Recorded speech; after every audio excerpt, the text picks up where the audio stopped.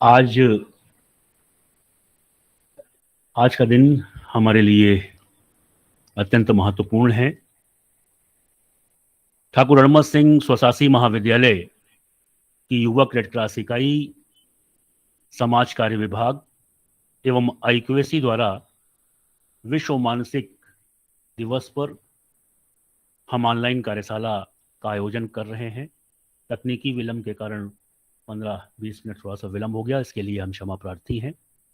मैं महाविद्यालय परिवार की तरफ से मुख्य वक्ता, सभी प्रतिभागियों और हमारी प्राचार्य मैडम जुड़ चुकी हैं, डॉक्टर अर्पिता अवस्थी मैडम, मैं उनका हार्दिक स्वागत, अभिनंदन और वंदन करता हूं और मैडम से सादर निवेदन करता हूं कि वो मुख्य वक्ता और जो हमारे प्रतिभागी हैं उनका स्वागत उद्बोधन के द्वारा स्वागत करें। आदरणीय डॉक्टर अर्पिता मैडम।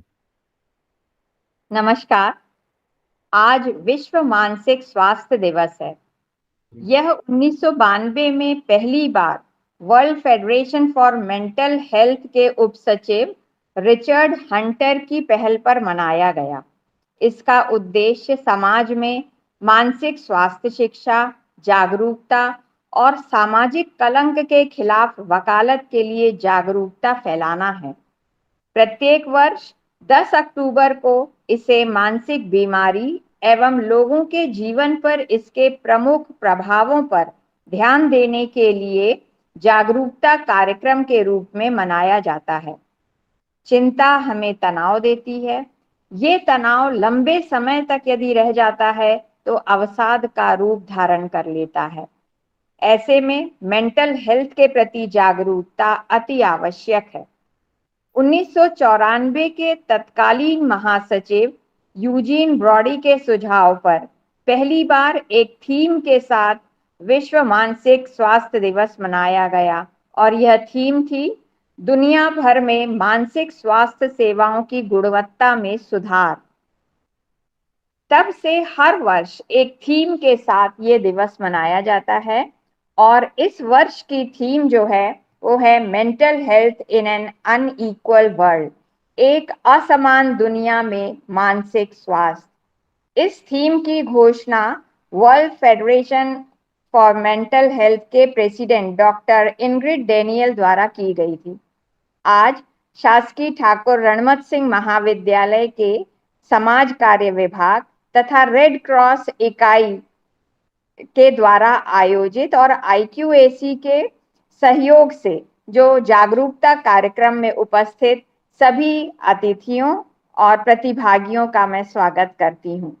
आज के कार्यक्रम के मुख्य वक्ता डॉक्टर धीरेन्द्र मिश्रा जी, जो श्याम शाह मेडिकल कॉलेज के मानसिक रोग चिकित्सा विभाग में सहायक प्राध्यापक हैं, उनका मैं सादर अभिवादन करती हूं और आशा करती हूं कि उनके सारगर्भित उद्बोधन से यह कार्यक्रम अपने उद्देश्य को प्राप्त करने में सफल होगा। कार्यक्रम के आयोजक डॉक्टर अखिलेश शुक्ला, आईक्यूएसी के कोऑर्डिनेटर डॉक्टर एसपी शुक्ला तथा अन्य विभागीय सहयोगी doctor Gunjan Singh, doctor Shiv Bihari Kushwaha, doctor Priyanka Tiwari को एक सामयिक आवश्यकता अनुसार कार्यक्रम आयोजित करने पर साधुवाद। धन्यवाद।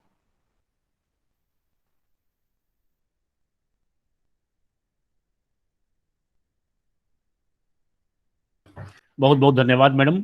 और बिल्कुल आपने समसामयिकता और आज यह दिवस क्यों मनाया जाता है इसका आपने उल्लेख किया। और इस साल की जो थीम है, एक असामान्य दुनिया में मानसिक स्वास्थ्य, हम सब कोविड के दरमियान से गुजर चुके हैं, उसकी समस्याओं से गुजर चुके हैं और ऐसी स्थिति में मानसिक अवसाद दुनिया की एक बहुत बड़ी सामाजिक मनोवैज्ञानिक समस्या बन गया है।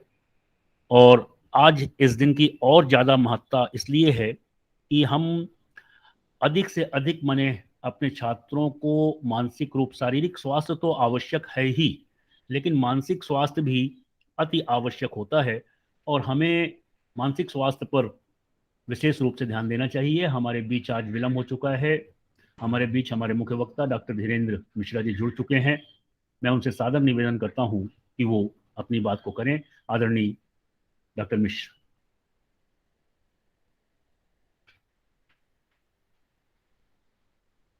डॉक्टर साहब आपकी आवाज नहीं आ रही है। जी हाँ बहुत बहुत बिल्कुल, धन्यवाद जी। अभी भी सुनाई दे रहा है सर? बिल्कुल सर, बिल्कुल आपकी जी आवाज जी बहुत क्लियर है। बहुत बहुत धन्यवाद देना चाहूंगा अर्पिता अवस्थी मैडम का, एसपी शुक्ला सर का, डॉक्टर अखिलेश शुक्ला सर का, और आपकी टीम प्रियंका तिवारी, गुंजन सिंह, सभी लोगों का मैं बहुत धन्यवाद देना चाहूंगा कि इस विशेष अवसर पे इतने कम समय में आप लोगों ने इस पे बात करने की, चर्चा करने का ये प्रोग्राम आयोजित किया। और जैसा कि मैम ने काफी बेहतर तरीके से बता दिया कि 10 अक्टूबर को विश्व स्वास्थ्य संगठन ने इसको विश्व मानसिक स्वास्थ्य दिवस के रूप में बनाने का सन 1992 में निर्णय लिया। इसके ये दिवस मनाने के पीछे का मुख्य उद्देश्य ये था कि लोगों के मन में मानसिक बीमारियों को लेकर तरह तरह के भ्रम होते हैं, और उनको पर्याप्त जानकारी नहीं होती है, और इस मानसिक समस्याओं को वो नजरअंदाज करते रहते हैं, जिस कारण से उनकी दिनचर्या में, उनकी कार्य कुशलता में और उनके शारीरिक स्वास्थ्य में भी गिरावट आती है। तो इन्हीं सब उद्देश्यों को लेकर के ये विश्व मानसिक स्वास्थ्य दिवस मनाया जाता है। मैं कुछ, हालांकि विषय बहुत स्पष्ट नहीं था, तो इसका मैंने काफी वो एडवांटेज उठाया है कि मुझे बहुत कुछ बोलने का मेरे को पास मौका है। बस फिर भी मैं इस विषय को बहुत ही संक्षेप में, कंसाइज वे में मैं प्रस्तुत करना चाहूंगा। मैं कुछ पीपीटी शेयर कर रहा हूँ सर।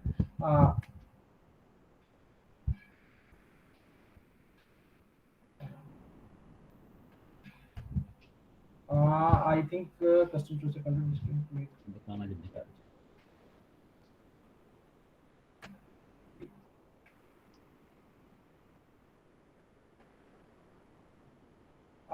आई थिंक मुझे लगता है कि मैं अपनी स्क्रीन नहीं शेयर कर पा रहा हूँ, क्योंकि होस्ट मैं नहीं हूँ। जी हाँ, जी हाँ। शुक्ला सर जी, मैं उसमें आप को होस्ट कर पाएंगे क्या? इसके पास आप होस्ट हैं तो इसको को होस्ट में आप मुझे ऐड कर देंगे तो शायद मैं स्क्रीन शेयर कर पाऊँ अपनी। डॉक्टर साहब कुछ तकनीकी समस्या है। अच्छा जी सर, कोई ठीक है सर, मैं फिर एक आपकी ये आपके मोबाइल से ही है शुक्ला सर? लैपटॉप से चल रहा है ये। उसमें उसमें सामने में देखिएगा, नीचे कहीं होगा को होस्ट, जहां पे शो एवरीवन आ रहा होगा वहां पे कहीं पे को होस्ट का ऑप्शन होगा।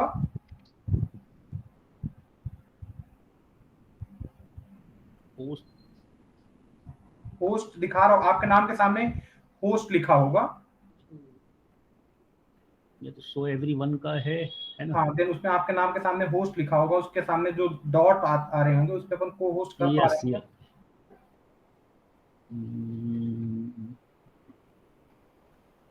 नहीं डॉक्टर साहब, है ना, नहीं कर पा रहे। अच्छा क्यों, कोई बात नहीं जी सर जी, कोई बात नहीं। मैं एक मिनट सर, हो गया शायद आई थिंक।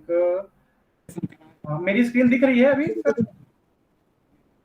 बताओ दिख रही सर मेरी स्क्रीन दिख रही है सर? मैं अभी कर लिया। हाँ हाँ, मैं मोबाइल की स्क्रीन दिख रही है। हाँ मेरी स्क्रीन दिख रही है सर सभी को? हाँ अच्छा जी सर। हाँ बिल्कुल दिख रही है डॉक्टर साहब। जी सर, जी सर, बिल्कुल दिख रही है। तो सबसे पहला मैं ये स्लाइड दिखाना चाहूंगा कि ये हमारे मनसुख मांडविया जी हैं, जो इन्होंने आज एक स्टेटमेंट दिया है। हमारे स्वास्थ्य मंत्री भी हैं भारत सरकार के। तो इन्होंने सबसे बड़ी जो अपील की है कि end to stigma related to mental health. तो ये एक बहुत ही महत्वपूर्ण बात की है कि हमारे भारत देश में, जैसे हम जिस परिवेश से बिलोंग करते हैं, वहां पे मानसिक बीमारी को या मानसिक स्वास्थ्य को लेकर के कोई भी चर्चा बड़े प्लेटफॉर्म पे नहीं होती है, ना तो परिवार में होती है, ना तो समाज में होती है, क्योंकि इससे कुछ ना कुछ भ्रांतियां जुड़ी रहती हैं। तो अब हमारे स्वास्थ्य मंत्री ने भी अपील की है। दूसरा, वर्ल्ड मेंटल हेल्थ डे के बारे में मैम ने बहुत बेहतर तरीके से बताया कि 1992 में चालू हुआ, क्यों चालू हुआ। तो इसको इस बेसिक मुख्य रूप से इसका उद्देश्य यही था कि लोगों के बीच में मानसिक स्वास्थ्य के संबंध में चर्चा हो, और लोग इस मानसिक स्वास्थ्य के संबंध में बात करें और मानसिक स्वास्थ्य की अहमियत को समझें। इस वर्ष मानसिक स्वास्थ्य दिवस की थीम है एक असमान दुनिया में मानसिक स्वास्थ्य, मेंटल हेल्थ इन अनइक्वल वर्ल्ड। जैसे कि हम सभी लोगों को पता है, अगर हम असमानता की बात करें, और मैं अभी जो भी समाज शास्त्र के विभाग के द्वारा जो समाज शास्त्र के विशेषज्ञ हैं, मैं उनके सामने तो बहुत कुछ इस पे नहीं बोलना चाहूंगा, बट जैसा हम देख पाते हैं कि असमानता हर स्तर में है। गांव है, शहर है, आर्थिक असमानता है, लैंगिक असमानता है, क्षेत्रीय असमानता है। तरह तरह की असमानता है। इसी प्रकार से एक स्वास्थ्य का क्षेत्र भी इससे अछूता नहीं रह पाता है। इसको हम कम शब्दों में बताना चाहें तो जैसे आप देखें कि अगर आपके रीवा शहर की जितनी आबादी है और या दिल्ली की जितनी आबादी है और दिल्ली शहर की आबादी के को स्वास्थ्य सुविधाएं उपलब्ध कराने के लिए जितने डॉक्टर उपलब्ध हैं, उतने ही प्रपोर्शन में अगर हम देखें तो गांव में उतने डॉक्टर नहीं है। अगर हम पूरे रीवा जिले की बात करें तो केवल आपके रीवा शहर की जो आबादी होगी लगभग 20 लाख 25 लाख, जो भी मुझे आंकड़ा एग्जैक्टली नहीं पता, 20 लाख आबादी को को देने के लिए, स्वास्थ्य सुविधाएं उपलब्ध कराने के लिए आपके पास बहुत ही उच्च स्तरीय 2-3 एक चिकित्सालय हैं और लगभग कम से कम नहीं तो 500 चिकित्सक आपकी शहर की सुविधाओं को स्वास्थ्य सुविधाओं का ध्यान रखें। लेकिन अगर हम वही पूरे बाकी रीवा जिले की बात करें तो जितने डॉक्टर रीवा शहर में अकेले होते शायद पूरे जिले भर में भी ना हो। तो ये जब असमानता सामान्य स्वास्थ्य के क्षेत्र में है, तो अगर हम बात करते हैं मानसिक स्वास्थ्य की तो ये असमानता की खाई और ज्यादा बढ़ जाती है। इसको मैं ऐसे बताना चाहूंगा, जैसे मानसिक स्वास्थ्य के लिए जो मानसिक स्वास्थ्य का एक अस्पताल होना चाहिए मानसिक बीमारी के लिए, या मानसिक रोग विशेषज्ञ होना चाहिए, तो आपके रीवा डिस्ट्रिक्ट में या रीवा शहर में ही बस 3-4 जो आपको मानसिक स्वास्थ्य या मानसिक स्वास्थ्य विशेषज्ञ उपलब्ध होंगे। बाकी आप पूरा रीवा शहर रीवा पूरा डिस्ट्रिक्ट देख लीजिए तो बहुत कम लोग मिलेंगे। इसी तरीके से अगर सतना डिस्ट्रिक्ट देखें, अपना पूरा रीवा संभाग देखें, तो मुश्किल से 8 से 10 लोग होंगे मानसिक स्वास्थ्य विशेषज्ञ जो कि केवल शहरों में ही रहते हैं।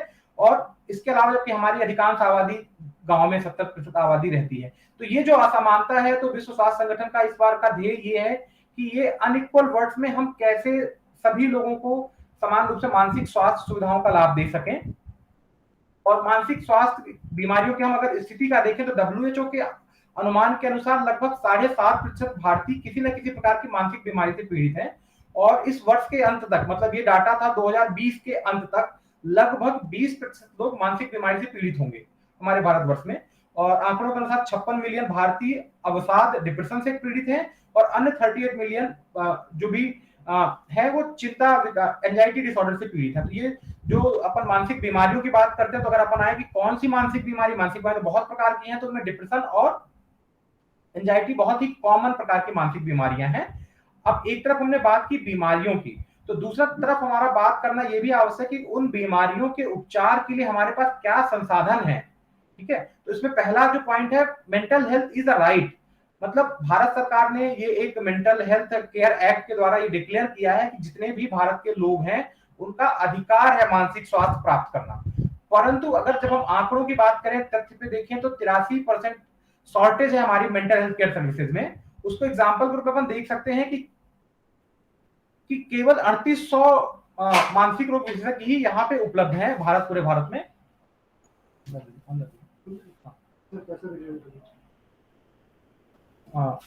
और अगर हम वर्ल्ड मेंटल हेल्थ एटलस की बात करें तो भारत में 0.30 पर लाख पॉपुलेशन में एक साइकियाट्रिस्ट है, जबकि ये रेशियो होना चाहिए 8000 की आबादी में एक साइकियाट्रिस्ट होना चाहिए। वहां पे हम देख पा रहे हैं कि लगभग 3 लाख की आबादी में एक साइकियाट्रिस्ट है। तो यहाँ पे मतलब कंक्लूसिव रिमार्क्स यही है कि मानसिक स्वास्थ्य की जितनी गंभीरता है, जितना मानसिक स्वास्थ्य से भारत के लोग पीड़ित हैं, उतने लोगों को स्वास्थ्य सुविधाएं उपलब्ध कराने के लिए हमारे पास संसाधनों की बहुत ही ज्यादा कमी है। दूसरा पार्ट आता है, एक तो ये हुआ स्वास्थ्य सुविधाओं की बात। दूसरा जो पक्ष आता है जो व्यक्तियों का या लोगों का है कि मानसिक बीमारियां हैं लोगों के बीच में, लेकिन मानसिक बीमारियों को या तो लोग नजरअंदाज करते हैं, उसके अपने अलग अलग कारण हो सकते हैं, या मानसिक बीमारियों के उपचार के लिए वो अन्य माध्यम लाइक झाड़ फूंक और इस प्रकार की सुविधाओं और इस प्रकार की सेवाओं का उपयोग करते हैं, उचित चिकित्सकीय सलाह नहीं लेते। इसके पीछे के 2 मुख्य कारण होते हैं कि आप मानसिक बीमारियों का इलाज नहीं कराते हैं, या तो उससे आप जुड़े स्टिग्मा से आप डरते हैं कि भाई हमारी चीजें रिवील हो जाएंगी कि मैं मानसिक रूप से ग्रसित हूं, तो स्टिग्मा के कारण आप आगे नहीं आते हैं मानसिक स्वास्थ्य सुविधाओं का लाभ लेने के लिए। और दूसरा हिस्सा होता है कि मानसिक स्वास्थ्य जो मानसिक बीमारियों को लेकर हमारी समझ है वो बहुत कम रहती। मानसिक स्वास्थ्य बीमारियों के लक्षणों को हम समझ नहीं पाते कि बीमारी का लक्षण है, और इन दोनों ही कारणों से मानसिक बीमारी का उपचार मिलने के लिए काफी देर होती है व्यक्ति को। कोई भी व्यक्ति किसी में मानसिक बीमारी आज प्रारंभ होती है तो उसको उचित चिकित्सकीय सलाह मिलने में कम से कम 1 से 2 वर्ष का समय लग जाता है, इन्हीं 2 कारण से। तो हम इन्हीं दोनों बिंदु पे चर्चा करेंगे कि सामान्य मानसिक बीमारियां कौन कौन सी हैं और उनके क्या क्या प्राथमिक लक्षण होते हैं कि जो उसको हमको ध्यान रखना चाहिए, और मानसिक स्वास्थ्य से जुड़ी क्या स्टिग्मा होती है। अगर हम अपनी बात के माध्यम से ये कहने पे या ये समझाने में सक्षम होते हैं कि मानसिक बीमारियों के प्राथमिक लक्षण क्या होते हैं और उनसे जो स्टिग्मा है अगर हम उसको कम कर पाते हैं तो निश्चित रूप से जो व्यक्ति इससे ग्रसित हैं उनको उचित उपचार और समय पे उपचार मिल पाएगा और उनको इस बीमारी से छुटकारा भी मिल पाएगा। तो जब मानसिक स्वास्थ्य की हम बात करें तो डिप्रेशन सबसे पहली बीमारी डिप्रेशन आती है। अब यहाँ पे जो हमारी ऑडियंस है तो मैं उनसे पूछना चाहूंगा कि आई होप सो आप सब लोगों को पहचान पा रहे होंगे, आप अपने मैसेज के द्वारा हमको बता सकते हैं। बिल्कुल डॉक्टर साहब, पहचान रहे हैं, मैसेज के द्वारा बता सकते हैं ऑडियंस प्लीज। तो ये पहले है अनुष्का शर्मा है, ये अनुष्का शर्मा है और ये दूसरी बहुत ही फेमस अभिनेत्री हैं ये करण जौहर है। और ये जो भी सेलिब्रिटीज हैं ये मानसिक बीमारी मतलब डिप्रेशन से ग्रसित रहे हैं। इन्होंने पब्लिक अपने सोशल मीडिया प्लेटफॉर्म पे भी लिखा है कि डिप्रेशन से मैं इतने समय तक 6 महीने तक 1 साल तक मैं पीड़ित रही हूँ, मैं अपने काम पे नहीं जा पा रही थी और फिर मैंने उसका उपचार लिया और मैं अभी स्वस्थ हूँ। तो जब इतनी बड़ी सेलिब्रिटीज हैं जो अपनी मानसिक बीमारियों को नहीं छुपाती, इमेज का, इस पिक्चर का यहाँ प्रेजेंटेशन में रखने का केवल यही पर्पज है कि जब इतने बड़े लोग हैं जो पब्लिक फिगर हैं, जब उनको अपनी इमेज में ऐसा नहीं लगता कि डिप्रेशन बताएं तो उनकी इमेज खराब हो रही, तो हमको भी इस चीज के लिए आगे आना चाहिए। अगर हम भी इस तरह से किसी डिप्रेशन के लक्षण से पीड़ित हैं तो हमको आगे आके उसका उपचार लेना चाहिए। डिप्रेशन के मुख्य लक्षणों में हम बात करें तो मन में उदासी आना, मन में उदासी या चिड़चिड़ापन होना स्वभाव में, आपका किसी भी काम में मन नहीं लगना, मतलब जो काम आपको पहले अच्छे लगते थे, लाइक मुझे अगर टीवी देखना पसंद था, मुझे पिक्चर देखना पसंद था, मुझे खेलना घूमना, जो भी मेरी हैबिट है, जो भी मेरी रुचि है उसके हिसाब से मैं काम करता था, परंतु अगर मुझे कुछ दिनों से जो मेरी रुचि के काम थे उनमें भी मेरा इंटरेस्ट नहीं लगता है तो ये निश्चित रूप से डिप्रेशन का लक्षण है।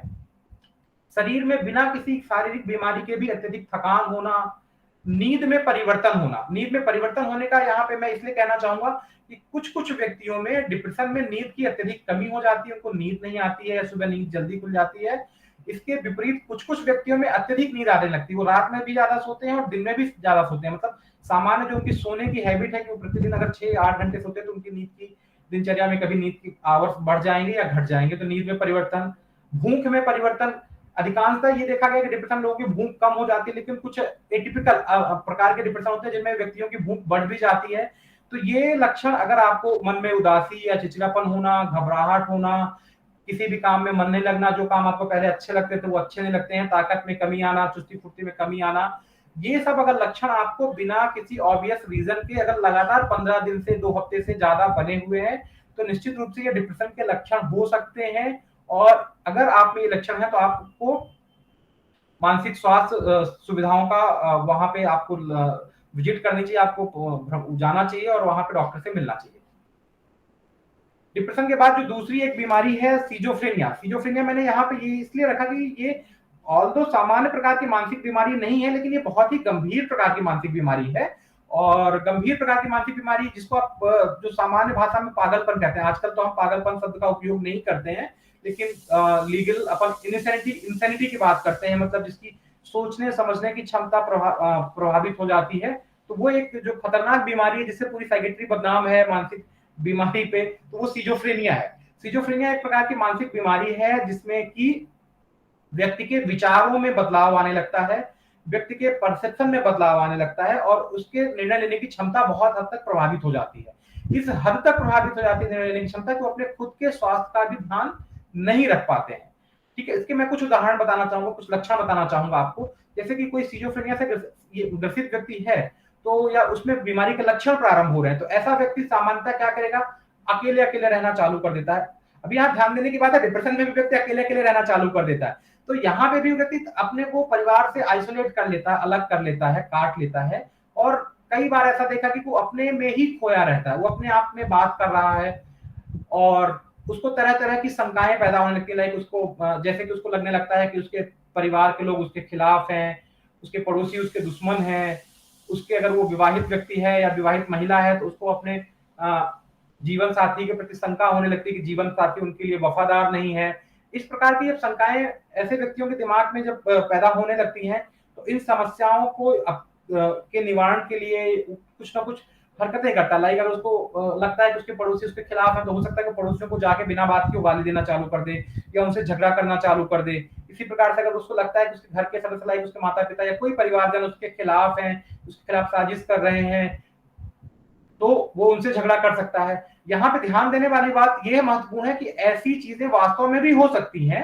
वास्तव में भी मैं हूं, मेरे पड़ोसी से मेरा झगड़ा हो सकता है वास्तव में भी, बट अगर मैं सिजोफ्रेनिया से ग्रसित हूं, तो ये बिना किसी कारण के ही मेरे मन में बस विचार आने लगते हैं और मैं उसके उसके विचारों के अपने अनुसार मैं अपनी प्रतिक्रिया देने लगता हूं। और तरह इसमें कई बार ऐसा भी देखा गया कि व्यक्तियों को कान में आवाजें आने लगती हैं, वास्तव में कोई होता नहीं लेकिन फिर भी उनको कान में आवाजें आने लगती हैं। उनको लगता है कि लोग मेरे बारे में बात कर रहे हैं, मेरी बुराई कर रहे हैं, और व्यक्ति के दिमाग में इस प्रकार की चीजें चलती रहती हैं और वो व्यक्ति अपने आप को इन्हीं चीजों के दायरे में सीमित कर लेता है। वो अपनी चीजें किसी दूसरे से डिस्कस नहीं करता। उसको लगता है कि मैं किसी दूसरे से चर्चा करूंगा तो मेरी बातें इनको पता चल जाएंगी और ये जाके मेरे खिलाफ साजिश करेंगे या ये भी साजिश करता में शामिल हो जाएंगे। इस प्रकार की बीमारी शुरू में प्रारंभ होती है और धीरे धीरे इसमें व्यक्ति आइसोलेट हो जाता है और उसका किसी काम में मन नहीं लगना। जो अगर कोई नौकरी पेशा व्यक्ति है, जो भी काम जो उसको असाइन किया गया है उससे वो विरक्त होने लगता है। इस प्रकार के लक्षण सिजोफ्रेनिया में देखे जाते हैं और ये एक गंभीर प्रकार की मानसिक बीमारी इसलिए कहा जाता है कि इस बीमारी में कई बार लंबे समय तक इलाज की आवश्यकता होती है और अधिकांश केस में ये बीमारी पूरी तरह से ठीक हो जाती है। 70 से 80% लोगों में ये बीमारी पूरी तरह से ठीक हो जाती है अगर इसका उचित समय पे इलाज लिया जाए। परंतु 20 से 30% लोग ऐसे भी होते हैं कि जिनमें व्यक्ति एकदम पहले जैसा नहीं हो पाता है।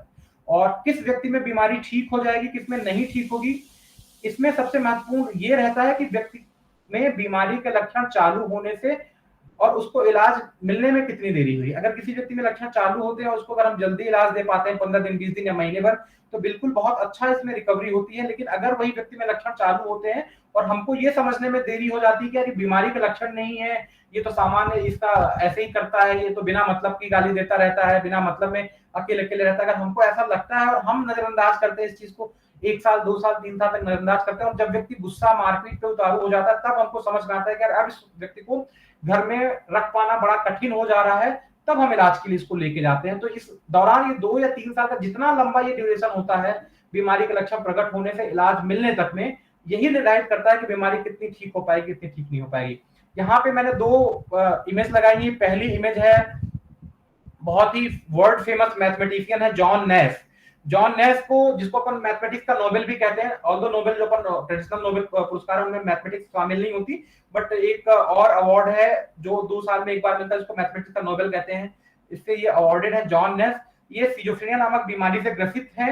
उसके बाद भी इन्होंने मैथमेटिक्स की बहुत सारी इन्होंने थ्योरम्स को सॉल्व किया और इनके मैथमेटिक्स में दिए गए योगदान के लिए इनको पुरस्कृत किया गया। यहाँ पे ये बहुत स्पष्ट कर देने वाली बात है कि सिजोफ्रेनिया से व्यक्ति के व्यवहार में परिवर्तन आता है, क्योंकि उसके विचारों में कुछ कुछ खराबी आने लगती है, उसके महसूस करने की क्षमता में कुछ कुछ खराबी आने लगती है। लेकिन इस बीमारी में व्यक्ति का कॉग्निशन, बौद्धिक क्षमता ठीक रहती है अगर उसको प्रॉपरली उपचार मिला जाए तो। दूसरी जो इमेज हम दिखा रहे हैं, ये भारत के एक मैथमेटिशियन है, ये बिहार से आते हैं, वशिष्ठ नारायण जी। अब ये हम यहाँ पे देख सकते हैं, ये हमारे वशिष्ठ नारायण जी हैं। ये भी बहुत वर्ल्ड फेमस मैथमेटिशियन है। ये सिजोफ्रेनिया से ये अपने लगभग 30 से 35 से 40 साल की उम्र से ग्रसित होना चालू हुए और इनको अपने परिवेश या अपने जो देश की स्वास्थ्य व्यवस्था की जो भी कहें, दुर्दशा कहें या हमारा अभाग्य कहें कि ये इतने फेमस मैथमेटिशियन को उचित उपचार नहीं मिल पाया और इन्होंने अपनी जिंदगी, आप देख रहे हैं कि इनका सेल्फ केयर, इनकी बड़ी बड़ी दाढ़ी है और इनको अपनी जिंदगी भिखारियों के बीच में बितानी पड़ी और ये कहीं बिहार के पटना में किसी बस स्टैंड में ये मरे हुए मिले, क्योंकि उनको उपचार नहीं मिला। ये अपना ध्यान खुद रख नहीं पा रहे थे बीमारी से और ये घर से निकल गए और हो गए और इस तरीके से ये चीजें हो गई। जबकि यहीं पे अपन दूसरी जॉन नेस की बात करते हैं, ये भी मैथमेटिशियन थे, प्रॉपर उपचार मिला, ट्रीटमेंट मिला, इनके काम का रिकॉग्निशन भी मिला इनको और इनको एक तरह से अवार्ड मिला। काम के रिकॉग्निशन इनको भी मिला, वशिष्ठ नारायण जी को भी, लेकिन हम इनको अपनी जो हमारी जो स्वास्थ्य सुविधाएं हैं उतनी मजबूत नहीं थी कि हम इनको अर्ली आइडेंटिफाई करके इनको उपचार दे सके और इनकी जिंदगी को बेहतर कर सके। तो यहाँ पे हम क्लियरली डिफरेंस देख सकते हैं कि मानसिक बीमारी के बारे में अगर हमारी समझ अच्छी है और प्रॉपर्ली ट्रीटमेंट दिया जाए तो बहुत हद तक ये व्यक्ति अपनी सामान्य जिंदगी को जी पाते हैं। अगली मैं इमेज फ्लैश कर रहा हूँ, सभी लोग ऑलमोस्ट 1 साल पहले की इमेज सबको याद होगी, सुशांत कि इन्होंने सुसाइड किया था। हालांकि इसमें कंट्रोवर्सीज है, बट अपन ये मान के चल रहे हैं जो मीडिया रिपोर्ट्स और बाकी जगह है कि सुशांत सिंह ने सुसाइड किया था। इसके बाद कुछ कई बार फेमस ये कुछ पुरानी सेलिब्रिटीज हैं लाइक जिया खान, गुरुदत्त, प्रेक्षा मेहता, ये सब पुरानी हीरोइंस और हीरोज हैं बॉलीवुड के, इन्होंने भी आत्महत्या किया था। तो आत्महत्या पे हम बात, ये इमेजेस हमको क्यों लगानी पड़ी, क्योंकि जब भी कोई सेलिब्रिटी सुसाइड करता है तो बहुत ही हाइप होता है मीडिया में सब जगह। दूसरी तरफ वहीं पे अगर कई लोग हम अपने परिवेश में देखते हैं, फार्मर किसानों के बीच किसान आत्महत्या करते हैं, उसकी उतनी बड़ी न्यूज नहीं बनती। अगर हम यहाँ रीवा में अपने संजय गांधी अस्पताल की बात करें तो प्रति दिवस 8 से 10 व्यक्ति आत्महत्या के कारण यहाँ पे भर्ती, आत्महत्या के बाद वो यहाँ पे उनको लाया जाता है। अभी कल की ही न्यूज है कि एक हमारे संजय गांधी अस्पताल से एक व्यक्ति ने ऊपर से छत से छलांग लगाई और अंतिम में उसकी मृत्यु हो गई। तो आत्महत्या भी एक प्रकार की मानसिक बीमारी के तहत हम इसको इंक्लूड करते हैं। इसका मुख्य कारण ये कि जितने व्यक्ति आत्महत्या करते हैं उनका बाद में अगर हम डिटेल एनालिसिस करते हैं तो उसमें पाया गया कि 80% लोग, आत्महत्या करने वाले 80% लोग किसी न किसी प्रकार की मानसिक बीमारी से ग्रसित थे। तो आत्महत्या का मुख्य कारण मानसिक बीमारी है, और उनमें से मानसिक बीमारी में हम बात करें तो कौन सी मानसिक बीमारी, तो डिप्रेशन सबसे कॉमन मानसिक बीमारी है जिसमें व्यक्ति आत्महत्या करता है। ठीक है, तो अगर हम डिप्रेशन को अर्ली आइडेंटिफाई कर पाए, पहले ही पहचान पाए और हम उसका उचित उपचार दे पाए तो हम बहुत से लोगों को आत्महत्या से बचा सकते हैं। जो हमने अभी थोड़े टाइम पहले बात की मानसिक स्वास्थ्य MHC mental health care act की, उसमें सुसाइड को पहले एक क्रिमिनलाइज किया गया था। आईपीसी में, अपने भारतीय दंड संहिता में सुसाइड को एक अपराध माना गया है, लेकिन मेंटल हेल्थ केयर एक्ट में उसको डिक्रिमिनलाइज कर दिया गया, मतलब कि इसको अपराध नहीं माना गया, इसको एक बीमारी माना गया है। और जो व्यक्ति आत्महत्या का प्रयास करते हैं उनके ऊपर कानूनी कार्यवाही या केस ना करके उनको उपचार की आवश्यकता है। तो आत्महत्या की कारणों का महत्व वैज्ञानिक रूप से तो था ही कि ये बीमारी के कारण होता है। अभी लीगल फ्रेमवर्क में भी चीजें आ गई हैं कि आत्महत्या का मुख्य कारण बीमारी है, अतः इसको पनिश नहीं करना चाहिए। अब समाज में हमको समझने की आवश्यकता है कि आत्महत्या एक मानसिक बीमारी के कारण होती है। तो जिस व्यक्ति में भी डिप्रेशन के लक्षण होते हैं अतः उससे बात करनी चाहिए, और अगर उसमें आत्महत्या के विचार, आत्महत्या के अगर ये झुकाव या इस तरीके कुछ चीजें आ रही हैं तो निश्चित रूप से हमको मानसिक सुविधाओं का उपभोग करना चाहिए, मानसिक विशेषज्ञ से मिलना चाहिए कि इन चीजों को अपन बेहतर कर पाए। अगली मानसिक बीमारी है मादक द्रव्यों का सेवन। अभी फिर यहाँ पे चीजें आती हैं कि मानसिक की समानता हमारे परिवेश में ये अवधारणा रहती है कि जो मादक पदार्थ है, शराब, गांजा, जो भी लोग नशा करते हैं, ये एक सामाजिक बुराई है, और निश्चित रूप से एक सामाजिक बुराई है। और इसमें आपके समाज कार्य विभाग के द्वारा बहुत ही समय समय पे जागरूकता के लिए प्रयास किए जा रहे हैं कि एक सामाजिक बुराई है। लेकिन यहाँ पे मैं ये बताना चाहूंगा कि सामाजिक बुराई के साथ साथ ये इसका मानसिक बीमारी का भी पहलू है। यहाँ पे जो मैं डाटा दिखा रहा हूँ, आंकड़े आपको दिखा रहा हूँ अल्कोहल का, इसमें दो अपन दिखा रहे हैं। पहली रो दिखा रहे हैं 160, ये इसका प्रिवलेंस है, एस्टिमेटेड प्रिवलेंस इन मिलियंस, मतलब 10 लाख की आबादी में 160 लोग अल्कोहल का सेवन करते हैं। अब सब जो जितने भी लोग अल्कोहल का सेवन करते हैं उनमें से 86% लोगों में अल्कोहल की लत लग जाती है। यहाँ पे दो चीजों को स्पष्ट करना चाहूंगा, नशे का सेवन करना और नशे की लत होना दो अलग अलग चीजें होती हैं।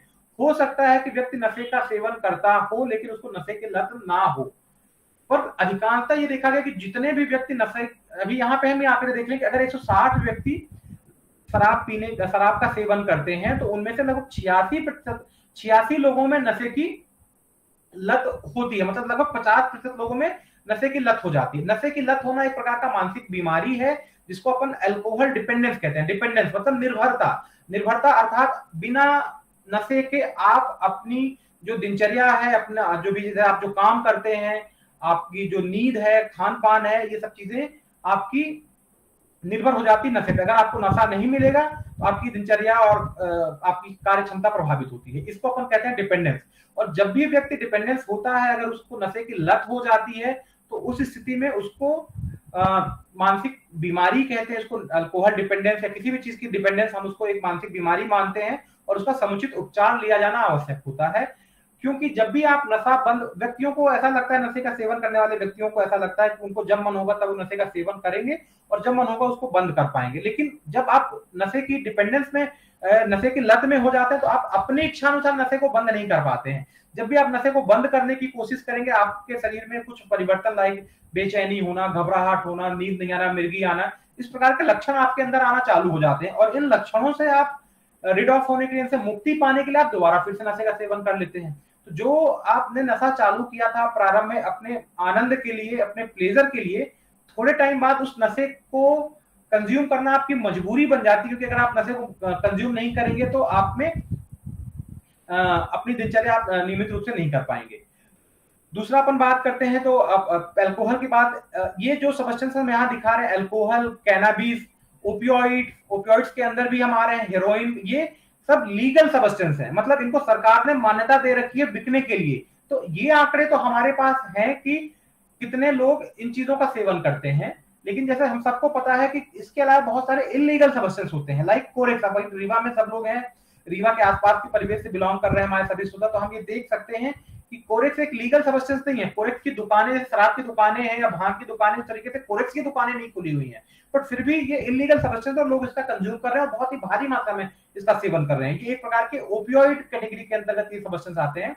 इसी प्रकार से कुछ नशे की गोलियां आती हैं, जैसे अल्प्राजोलम, स्पाल्मोप्रॉक्सिबोन, तो ये भी हमारे युवाओं में बहुत हद तक परमेट हो गई है। और यहाँ पे खतरे की बात अभी ये है कि जो डिपेंडेंस होने की, मतलब हमने यहाँ पे बात की नशे का सेवन करना, नशे की लत होना दो अलग चीजें हैं। जैसे हम अल्कोहल में देख रहे हैं, जितने व्यक्ति नशे का सेवन करते हैं उनमें 50% लोगों में इसकी लत हो जाती है, डिपेंडेंस हो जाता है। लेकिन जो कोरेक्स और जो अल्प्राजोलम का सेवन करते हैं, इनमें सेवन करने वाले व्यक्तियों में लगभग 90% लोगों में इसका डिपेंडेंस हो जाता है।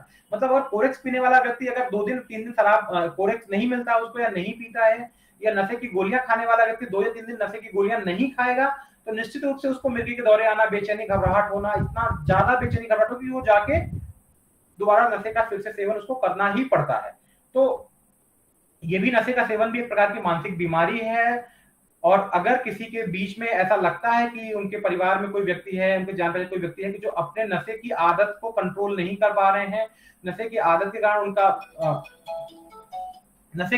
उनका कार्य क्षमता, अपने काम की जिम्मेदारियों को नहीं निभा पा रहे हैं, अपनी पारिवारिक जिम्मेदारियों को नहीं निभा पा रहे हैं, उनको आर्थिक समस्याएं हो रही हैं, शारीरिक लक्षण प्रकट हो रहे हैं, तो निश्चित रूप से उनको इसका इलाज लेने की आवश्यकता है। दूसरा मैं इसमें पार्ट और महत्वपूर्ण बताना चाहूंगा कि नशे के सेवन से बहुत सारी मानसिक बीमारियां हो जाती है। जैसे हमने सिजोफ्रेनिया की बात की, सिजोफ्रेनिया का लाइफ टाइम प्रेवलेंस 1% है, पर नशे का जो लोग गांजे का सेवन करते हैं उनमें इस बीमारी की होने की संभावना 10 गुना ज्यादा बढ़ जाती है। तो आपने देखा होगा कि जो व्यक्ति नशे के सेवन से ग्रसित है, नशे की जिनको लत है, उनके व्यवहार में थोड़े समय बाद कुछ परिवर्तन आने लगते हैं, लाइक वो ज्यादा गुस्सैल हो जाते हैं, ज्यादा चिड़चिड़े हो जाते हैं, अपना आपा खो देते हैं, इस प्रकार के लक्षण आने चालू हो जाते हैं। अतः नशे की लत होना एक खुद मानसिक बीमारी है, और नशे की लत होने से ये दूसरी मानसिक बीमारियों को बीमारी होने के लिए प्रोन करता है व्यक्ति को। और इसका तीसरा एक सोशल एस्पेक्ट है। अब सोशल एस्पेक्ट पे अब आप लोगों के बीच में मैं बहुत क्या व्यक्त करूं, आप लोग सभी शिक्षक हैं और इस पे बहुत गहराई से आप काम करते हैं, पर नशे के लत में सोशल फैक्टर बड़ा इंपॉर्टेंट रोल प्ले करता है। लाइक 2-3 चीजें अभी रिसेंट में ट्रेंड में देखने में आया कि जो नशे की लत होती है या नशे का सेवन है, तो अभी ये 2 दशक पहले, मतलब 90 या 1990 से 2000 के दशक की बात करें, तो जो शराब पीने की मीन एज है वो हुआ करती थी अपने यहाँ इंडिया में 28 से 32 साल से। मतलब पहली बार कोई व्यक्ति शराब पीता है तो मीन एज से लगभग 25 से 28 साल के व्यक्ति पीते हैं, लेकिन अभी वो मीन एज घट के आ गई है ऑलमोस्ट 21 साल। 21 साल मतलब हर स्कूल में और कॉलेज में जाने वाला व्यक्ति शराब के लिए बहुत ही प्रोन है। पहले क्या होता था, स्कूलों में बच्चे नशा नहीं करते थे सामान्यतः, या बहुत कम लोग करते थे, लेकिन आजकल ये ट्रेंड स्कूल के बच्चे, अगर हम 12th के बच्चे लेते हैं तो उसमें बहुत सारे बच्चे हमको ऐसे मिल जाते हैं जो नशीले पदार्थों का सेवन करते हैं। तो एक ये बहुत ही भयावह स्थिति है कि जो व्यक्ति नशा 30 साल की उम्र में स्टार्ट करता था वो आज 20 साल की उम्र में ही स्टार्ट करना चालू कर देता है। और इवन कई बार कैनाबिस वगैरह तो ये यंग एज, एडोलेसेंट एज के, मतलब 12-15 साल के बच्चे सेवन करना चालू कर देते हैं। दूसरा भयावह ये ट्रेंड है कि अपने परिवेश में महिलाओं में नशा करने की प्रवृत्ति कम होती है, बहुत ही कम होती है युवाओं की तुलना में, लेकिन पिछले 1 दशक में महिलाओं में नशा करने की प्रवृत्ति में बहुत ही तेजी देखने में आई है। ये आप लोग, हम अपने समाज में, अपने परिवेश में बहुत महसूस भी कर पा रहे होंगे कि हमको बहुत सारे ऐसे हमारे सहपाठी हैं या काम करने वाले लोग हैं या जो बच्चे हमारे बाहर रहते हैं, उनमें कई बार देखने में आया कि उनमें भी नशा करने की प्रवृत्ति हो जा रही है। महिलाओं में अगर नशा करने की प्रवृत्ति बढ़ेगी तो ना तो ये केवल उनके लिए घातक है, बल्कि महिलाएं आगे के लिए आप जो भी प्रेगनेंसी और रिलेटेड कॉम्प्लिकेशन चीजें हैं, लाइक वो उनको बच्चों को पालने की, बच्चे पैदा करने की महत्वपूर्ण जिम्मेदारी है। और अगर महिलाएं हमारी नशे की बीमारी से या नशे की लत से ग्रसित हो जाती हैं, तो कल की जब वो प्रेगनेंसी कंसीव करेंगी तो वो नशे का दुष्परिणाम उन पे तो आएगा, आने वाले बच्चों पे भी आएगा, और जब आने वाले बच्चों पे आएगा तो हमारी आगे वाली पूरी जनरेशन खराब होंगी। और तो ये बहुत ही भयावह मतलब जो ट्रेंड सोसाइटी में देखने में आया है। तीसरा महत्वपूर्ण बात है कि नशे को लेकर हमारी सामाजिक सोशल एक्सेप्टेबिलिटी बढ़ी है, सामाजिक ग्राह्यता भी बढ़ी है। उदाहरण के लिए मैं जैसे बताना चाहूंगा आपको कि पहले के समय की बात है, अगर आपके कोई भी फंक्शन होता, शादी होती है और कोई व्यक्ति लगता है कि व्यक्ति शराब पीता है, तो उसको अवॉइड करते थे कि इसको हम नहीं लेके जाएंगे, ठीक है, क्योंकि जाके शराब पिएगा और हंगामा करेगा। या कोई व्यक्ति नशा करता है तो उसकी सामाजिक प्रतिष्ठा बहुत ही कम रहती थी और उसको हम अपने साथ नहीं बैठना उसके साथ पसंद करते थे। लेकिन आज का हम ट्रेंड देखें तो किसी भी शादी ब्याह कुछ में भी तो नशा मतलब शराब होना, ये होना अनिवार्य है। उसी प्रकार से ऐसे लोगों का जो हमारी एक्सेप्टेबिलिटी वो बढ़ गई है। हमारे घरों में क्या नाम से बियर शैम्पू पहुंच चुका है। आप अधिकांश लोग बियर शैम्पू प्रमोट करते हैं। बियर शैम्पू की बॉटल की शेप वैसी बियर की तरह रहती है, उसकी स्मेल वैसी ही रहती है। तो जब हमारे घर का जो बच्चा है जो 8 साल 10 साल का है, वो शुरू से ही वो जो स्मेल है बियर शैम्पू की, जो स्मेल है उसको उसने महसूस किया है। उसने टीवी में देखा हुआ है कि टीवी में भी लोग शराब पीते हैं, टीवी के पिक्चर्स में दिखे चीजें दिखाने के सब बड़े लोग सोसाइटी में पार्टी में शराब, मतलब पार्टी इज इक्वल टू शराब। जैसे कि ठंडा मतलब कोका कोला हो गया, निर्मा मतलब not like detergent powder, Nirma मतलब Nirma is a brand, Nirma एक ब्रांड है, पर डिटर्जेंट पाउडर जब भी हम लेते हैं तो निर्मा की बात करते हैं। जैसे कि हम ठंडा मतलब कोका कोला, इसी प्रकार से पार्टी मतलब नशा।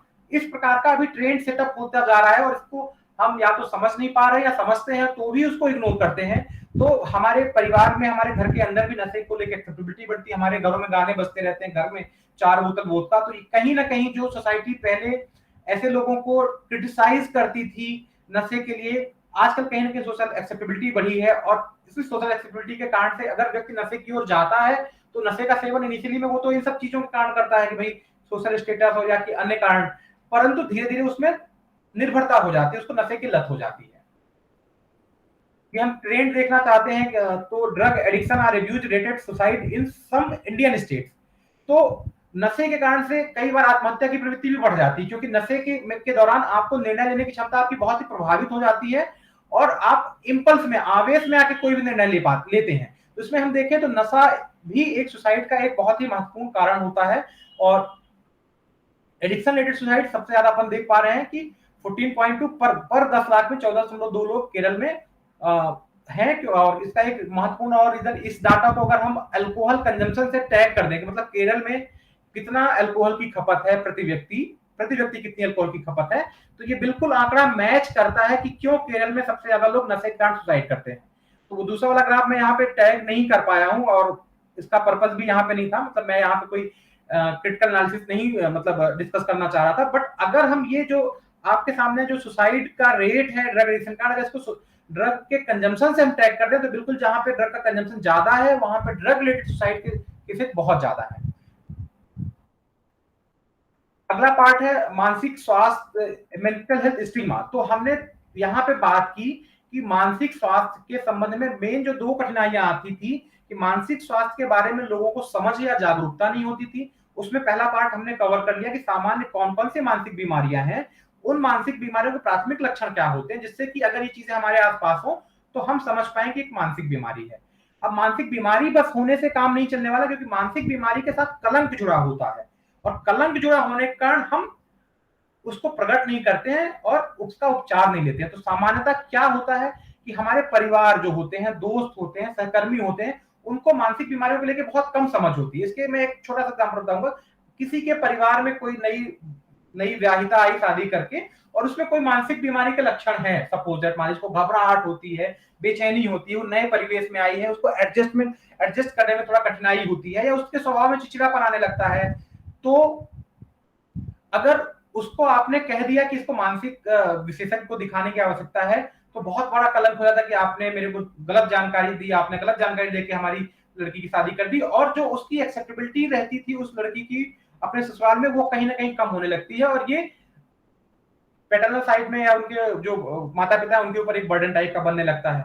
हमारे साथ में अगर हम लोग वर्क प्लेस में अगर हम देखें तो कोई व्यक्ति अगर हमारे साथ में मानसिक बीमारी का कोई ग्रसित है, कोई किसी को एंजाइटी हो रही है, हमारे कोई स्टाफ अकाउंटेंट है, कोई भी है, तो हम एज एडमिनिस्ट्रेटर या हम एज अ वर्कर हम करते हैं ये काम उस व्यक्ति को मत दो, क्योंकि हो सकता है उससे मिस्टेक्स हो जाएं, उसकी गलतियां हो जाएं, या इस तरीके से हम उसको धीरे धीरे मार्जिनलाइज कर देते हैं।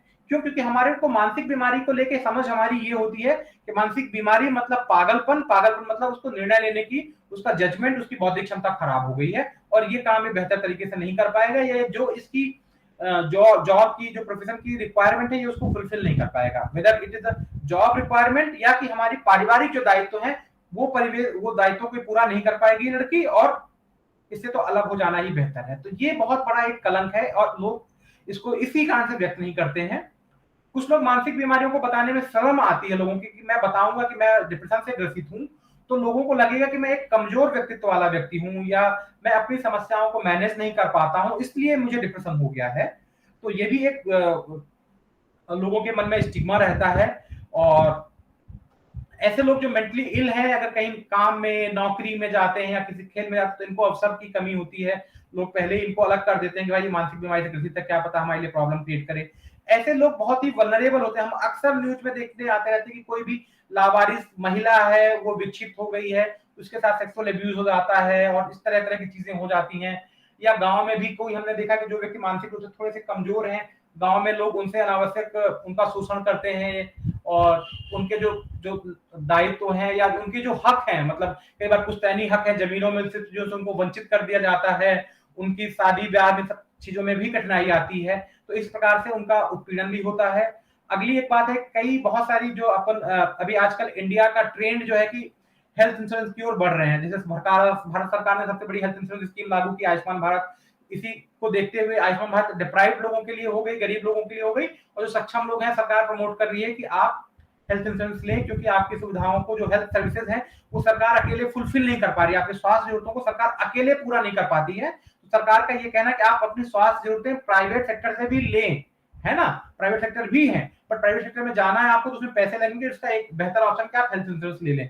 तो कई बार मानसिक बीमारियों को बहुत सारी हेल्थ इंश्योरेंस कंपनियां इंक्लूड नहीं करती हैं, इसीलिए अगर मैं डिप्रेशन से ग्रसित होता हूं और मुझे मेरा हेल्थ इंश्योरेंस है फिर भी मैं डिप्रेशन का इलाज नहीं कराने जाऊंगा क्योंकि मेरा डिप्रेशन उस हेल्थ इंश्योरेंस में कवर ही नहीं है। तो ये कुछ प्रकार के सामान्य मानसिक कलंक हैं। तो इस मानसिक स्वास्थ्य विश्व मानसिक स्वास्थ्य के दिवस में मैं आशा करता हूं कि मैं जो दोनों महत्वपूर्ण बातें हैं मानसिक स्वास्थ्य के लिए, कि मानसिक स्वास्थ्य से जुड़ी जो बीमारियां हैं उनके प्रारंभिक लक्षण क्या होते हैं, सामान्य लक्षण क्या होते हैं, और उनसे जो जुड़े कलंक हैं, अगर हमें इन दोनों के विषय में अगर जानकारी हम प्रसारित कर पाए तो निश्चित रूप से जो लोग इससे पीड़ित हैं, जो ग्रसित हैं, जो किसी कारण बस अपनी बीमारी को समझ नहीं पा रहे हैं या कलंक के कारण वो उचित स्वास्थ्य लाभ नहीं ले पा रहे हैं, तो निश्चित रूप से आगे आएंगे और अपनी बीमारी का इलाज लेकर के स्वस्थ जीवन व्यतीत करेंगे।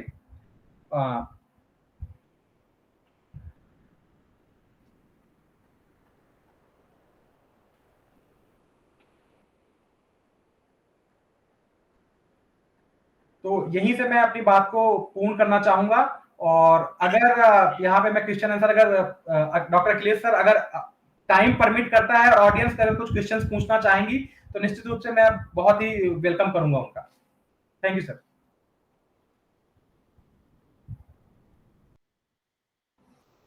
Thank you sir, thank you. Over to Akhilesh sir.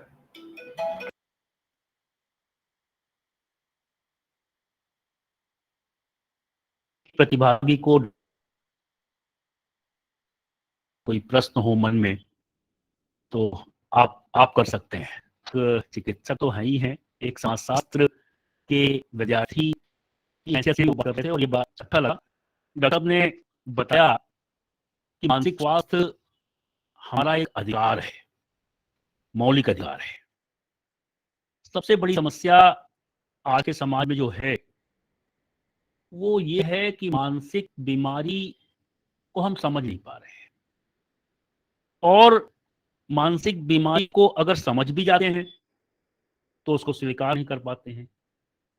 अगर हम उसको सही समय पे उसके लक्षण हमें समझ में आए और हम सही समय पे मानसिक रोग चिकित्सक के पास चले जाएं, तो मेरा यह मानना है कि बहुत सारी ऐसी जो डॉक्टर साहब ने डिप्रेशन आदि की जो बीमारियां बताई, उस पे निश्चित रूप से हम कंट्रोल कर सकते हैं और उसको 100% उसका निर्मूल भी, उसको समाप्त भी कर सकते हैं। डॉक्टर साहब ने ये भी चर्चा की, बिल्कुल सही है, हमारे जो संसाधन हैं वो संसाधन विशाल जनसंख्या के सामने बहुत सीमित हैं। पूरे हिंदुस्तान में 3800 मानसिक रोग विशेषज्ञों की संख्या और एक तरफ विशाल जनसंख्या समूह, तो ये भी समस्या हमारे लिए एक बहुत ही बड़ी बात है। और सबसे बड़ी बात डॉक्टर साहब ने जैसा कहा कि मानसिक रोगों को समझना चाहिए और हमारे जो सामाजिक अंधविश्वास हैं, हमारी रूढ़ियां हैं, झाड़ फूक हैं, किसी को कुछ हुआ तो लगा कि साहब इसने भूत मार दिया है, उसको चौंकाना, उसको फूक करना, उसके साथ मारपीट करने की भूत उतर जाएगा। तो ये चीजें आज के जमाने में जैसे जैसे साक्षरता बढ़ रही है, तो इस दिशा में और ज्यादा खासतौर से ग्रामीण समाज में हमें इस चीज के लिए जागरूकता लाने का प्रयास करना पड़ेगा। डिप्रेशन कोई ऐसा नहीं कोई विशेष बीमारी है, कोई विशेष बीमारी नहीं है। जिस तरीके से सामान्य बीमारियां होती हैं, आपको ब्लड प्रेशर है, शुगर है, बीपी है, उसी तरीके से डिप्रेशन भी बीमारी है। और डायबिटीज को डॉक्टर साहब ने दिखाया अपने पीपीटी में, और बहुत सारे ऐसे बड़े बड़े लोग हुए हैं, हमारे गणितज्ञ हुए हैं, जिनको ऐसी बीमारियां हुई। आवश्यकता इस बात की है कि हम इनको समझें और समझ करके सही समय पर उसकी जो चिकित्सा है, उसकी जो इलाज है, वो हमें प्रदान करना चाहिए। आज के दिन में ये बिल्कुल कहना चाहूंगा, डॉक्टर साहब ने एक और बहुत बढ़िया सामाजिक मुद्दा उठाया, नशे का। नशा भी एक मानसिक रोग ही है। अब चिंता की बात यहां पर यह है, डॉक्टर साहब ने बहुत ही बेहतर विश्लेषण प्रस्तुत किया कि इसके पहले जो नशे का औसत था वो लगभग 25 से 30 वर्ष था, और अब ये औसत 20 से 21-22 के बीच आ गया है, और नशा अब हमारी स्कूलों में पहुंच गया है। अब जब नशा हमारी स्कूलों में पहुंच गया है और हमारा जो भविष्य है, अगर वो इस गिरफ्त में आ ही रहा है, अगर और तेजी से आता गया, तो फिर हमारे समाज का, हमारे भविष्य का, हमारी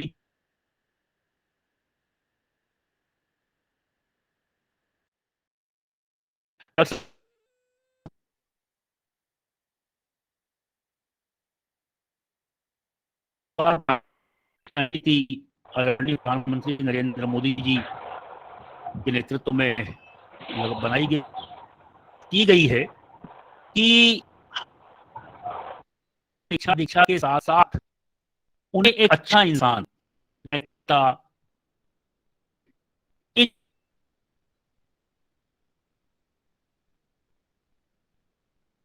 भी हम शिक्षा दें, भी कुछ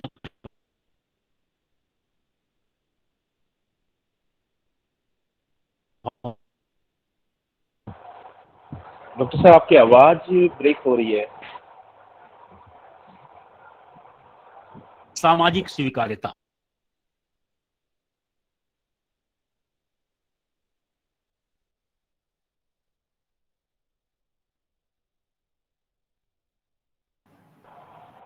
Sir, your voice not proper.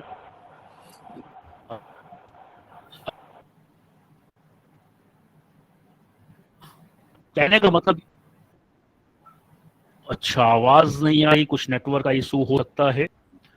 Network weak है जो एक बहुत ही नेटवर्क वीक है यार। मैं वीडियो बंद कर देता हूँ, शायद आवाज सही हो जाए। अब आ रही है सर। हाँ चलिए, हेलो, आ रही आवाज? अब आ रही। तो मैंने सामाजिक स्वीकार्यता जो मिल रही है, ये बहुत बड़ी गलत बात है। हमारा बच्चा शुरू से टीवी चैनल, और आजकल तो टीवी में वो सीरीज चालू हो, इसको तो वहां नशा एक ऐसी सामान, नशा, अस्त्र शस्त्र, हिंसा, गाली गलौज, ये बिल्कुल एक सामान्य, तो निश्चित रूप से हमारे बच्चों के ऊपर पड़ रहा है। आज कोई भी पार्टी, डॉक्टर साहब ने बिल्कुल कहा, पार्टी यानी नशा, शादी यानी नशा, शादी का समारोह है, पार्टी है, कुछ भी है, लोग पूछते हैं, कुछ है क्या? यही कुछ ने समाज को एक विघटन की जो स्थिति है, विघटन का जो दौर है, विघटन की जो क्रिया है, उसकी तरफ बढ़ा दिया है। डॉक्टर साहब ने आत्महत्या की भी बात की। नशा में हम अपने होश पे नहीं रहते, हमारी जो विचार करने की शक्ति है वो शक्ति भी क्षीण हो जाती है, और आवेश में हम कभी कभी आत्महत्या भी कर लेते हैं।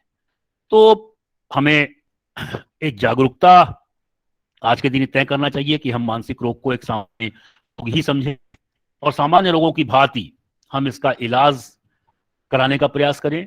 अगर किसी को कोई मानसिक रोग है तो हम उसे अलग थलग ना करें, उसको समझने का प्रयास करें, उसको ये ना मान लें कि वो कोई काम नहीं कर सकता है। उसको जो जिम्मेदारियां हैं, चाहे परिवार में हो, चाहे कार्यालय में हो, चाहे स्कूल में हो, चाहे कॉलेज में हो, जो जिम्मेदारियां हैं उन जिम्मेदारियों से उसको अलग ना किया जाए। कोई बच्चा स्कूल में एडमिशन लेने आता है, थोड़ा सा एबनॉर्मल है, अधिकांश स्कूल के जो बॉडीज हैं वो उसको अपने यहाँ एडमिट करने से मना कर देते हैं। क्यों? क्योंकि उन्हें थोड़ा विशेष प्रयास करना पड़ेगा, विशेष परेशानी होगी। तो इन चीजों की तरफ हमें ध्यान देने की आवश्यकता है। मैं डॉक्टर धीरेन्द्र जी का आभारी हूं कि उन्होंने से चिकित्सकीय और सामाजिक पहलू को आज विश्व मानसिक स्वास्थ्य दिवस के अवसर पर उजागर किया, जो हमारे प्रतिभागों के लिए और हमारे लिए उपयोगी रही है। हमारे बीच महाविद्यालय QVC के प्रोफेसर डॉक्टर SP शुक्ल विद्यमान हैं। मैं चाहूंगा डॉक्टर SP शुक्ल अपनी बात को रखें। डॉक्टर साहब, मेरी आवाज आ रही है शुक्ला जी? हाँ बिल्कुल आ रही है सर। तो हाँ आवाज आ रही है आपकी? बिल्कुल सर, शुरू करें आप अपनी बात। चलिए ठीक। अभी एक बच्ची का सवाल आ रहा था डॉक्टर साहब, आकांक्षा का। आकांक्षा का सवाल कुछ आकांक्षा, तुम्हारा सवाल था एक, फिर से थोड़ा सा पूछो आकांक्षा। यस सर, वॉइस क्लियर नहीं आ रही है आपकी। आपका एक सवाल था कोई, क्या डिप्रेशन से संबंधित? Yes sir. हाँ उस सवाल पूछो। पूछ लें, डॉक्टर साहब भी उपस्थित हैं। मैं देख लिया सर, मैंने सवाल देख लिया आकांक्षा पटेल जी का। इनका ये कहना है, बिल्कुल सही बात है, कि अगर कोई भी किसी व्यक्ति को लगता है कि वो डिप्रेशन में है तो वो बिना डॉक्टर के पास गए हुए उसका इलाज ले सकता है क्या? तो यहाँ पे मैं स्पष्ट कर दूं, डिप्रेशन एक हम कॉमन जो यूज करते हैं सामान्य रूप से, मन दुखी होना है ना। तो कई बार ऐसा होता है कि मन दुखी हो सकता है, हमारा भी हो सकता है। अगर हमारा दिन में अच्छा नहीं रहा, कुछ नुकसान हो गया, तो हम एग्जाम में फेल हो गए, तो हमारा भी मन दुखी हो सकता है। तो मन दुखी होने बस से डिप्रेशन नहीं, डिप्रेशन एक बीमारी का भी नाम है और डिप्रेशन एक भावना भी है। तो अगर आपको डिप्रेशन बीमारी है तो पहली बात तो ये कंफर्म करना है कि यार जो आप हमारा मन दुखी है वो वास्तव में बीमारी है कि नहीं। तो इसके लिए डॉक्टर के पास जाना आवश्यक है, प्रॉपर डायग्नोसिस लेबल करने के लिए डॉक्टर के पास जाना आवश्यक है। और दूसरा, रही बात ठीक करने की, तो ये निर्भर करता है कि डिप्रेशन किस लेवल का है। माइल्ड डिप्रेशन है, कम का, मॉडरेट है या सीवियर है। माइल्ड लेवल का डिप्रेशन है तो बिना दवाइयों के भी माइल्ड लेवल डिप्रेशन हम साइकोथेरेपी और बाकी चीजों से ठीक करने का प्रयास करते हैं। परंतु अगर डिप्रेशन मॉडरेट लेवल का और सीवियर लेवल का है तो निश्चित रूप से उसमें दवाई, अन्य जो साइकोथेरेपीज है उसके साथ साथ दवाइयों की भी आवश्यकता होती है। और इसको अपन वैसा ही कह सकते हैं जैसे हमारे पास एक रबड़ है, रबर बैंड आपने सब देखा होगा। रबर को आप जब खींचते हैं और अगर रबर टूटती नहीं है तो आप रबर को छोड़ देंगे तो फिर से अपने स्थान पे वापस हो जाएगी, मतलब रिकंसाइल हो जाएगी। लेकिन अगर एक रबर को आपने इतना खींच दिया कि रबर अगर टूट गई है तो फिर उसमें रिकंसाइल स्ट्रेंथ अपने आप बची नहीं रह जाती, उसको तो फिर आपको टैग बांधना पड़ेगा। इसी प्रकार से हर व्यक्ति में तनाव को सहन करने की अपनी अपनी क्षमताएं होती हैं। उन तनाव को कैसे मैनेज करना है, कैसे हैंडल करना है, उसके लोग प्रयास करते हैं।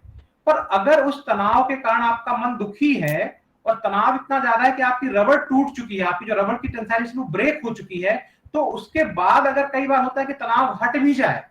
अगर मेरे पास कोई सपोज है, मैं परिवार में अगर किसी की मृत्यु हो जाती है मेरे परिजनों की, तो मैं बहुत दुखी होता हूं और उस इंसिडेंट के कारण सबके यहाँ होता है, उसको अपन ग्रीफ रिएक्शन कहते हैं। और या मैं एग्जाम में फेल हो जाता हूं, मैं डिप्रेशन में चला जाता हूं, मुझे बीमारी हो जाती है डिप्रेशन। एग्जाम ठीक है, नेक्स्ट ईयर में पास भी हो गया, लेकिन कई बार जरूरी नहीं कि वो स्ट्रेसर हट जाए जिस कारण से हमको स्ट्रेस हुआ, जिस कारण से हमारी बीमारी आ गई हमको। तो कई बार होता है कि अगर वो स्ट्रेस हट भी जाए तो भी हम पहले जैसा नहीं हो पाते हैं। उसका रीजन हुई कि रबड़ जो है वो टूट चुकी है, जो आपके दिमाग की जो स्ट्रेस हैंडलिंग मैकेनिज्म है वो डिकम्पनसेट हो चुकी है। अब उसको आपको फिर से करने के लिए, आप बीमारी से बाहर निकलने के लिए आपको इलाज की आवश्यकता होती है, और बिल्कुल इसको नजरअंदाज नहीं करना चाहिए। अगर आपको लगता है कि आपका मन बिना किसी कारण से, बिना कोई कारण के अनावश्यक रूप से, बिना उसका कोई लॉजिक नहीं, ना तो आपका कोई नुकसान हुआ है, ना तो कोई आपकी हानि हुई है, ना तो कोई आपके ऊपर दबाव, बिना किसी कारण से अगर लगातार दुखी है 15 दिन से ज्यादा, तो आपको बिल्कुल डॉक्टर के पास जाना चाहिए, मानसिक विशेषज्ञ के पास। पहली बात लेबल करो कि बीमारी है कि नहीं है, अगर नहीं है तो हम कैसे उसको, अगर है तो उसका इलाज लें, और अगर वो बीमारी नहीं है, जस्ट केवल स्ट्रेस है, तनाव है, तो उस तनाव को हम कैसे कम कर सकते हैं, तो इसमें लेना चाहिए। एक और प्रश्न मैं देख पा रहा हूं, अगर सर थोड़ा अलाउ करें, टाइम परमिट करें। Doctor Satish, BPR college, please tell about dissociative disorder, reasons and treatment. तो बिल्कुल बिल्कुल डॉक्टर साहब, बिल्कुल जी। डिसोसिएटिव डिसऑर्डर एक बहुत ही कॉमन बीमारी है युवाओं में, जो हम अक्सर कॉलेजेस में आप लोग रहते हैं, बहुत सारे लड़कियां लड़के रहते हैं, आपने अक्सर अनुभव किया होगा कि कोई भी लड़की है, अधिकांश लड़कियों का होता है, इसको अदरवाइज मत लीजिए कि मैं जेंडर बायस्ड हूं, अधिकांशतः लड़कियों में देखा गया कि उनको चक्कर आ गया, बेचैनी हो गई, सांस बहुत जोर जोर से अचानक से सांस फूलने लगी, बेहोश हो गई, फिर उनके साथ के लड़के या टीचर्स उनको लेके फिर हॉस्पिटल लेके आते हैं। अक्सर कई बार हम इन चीजों से एनकाउंटर करते हैं, आप लोग सभी बच्चों के बीच में, छात्रों के बीच में रहते हैं, और आप लोग युवाओं के बीच में, यंग एज के जो बच्चे उनके बीच में रहते हैं, तो ये समस्याएं कई बार आपने अपने क्लासरूम में, अपने महाविद्यालय में देखी होगी।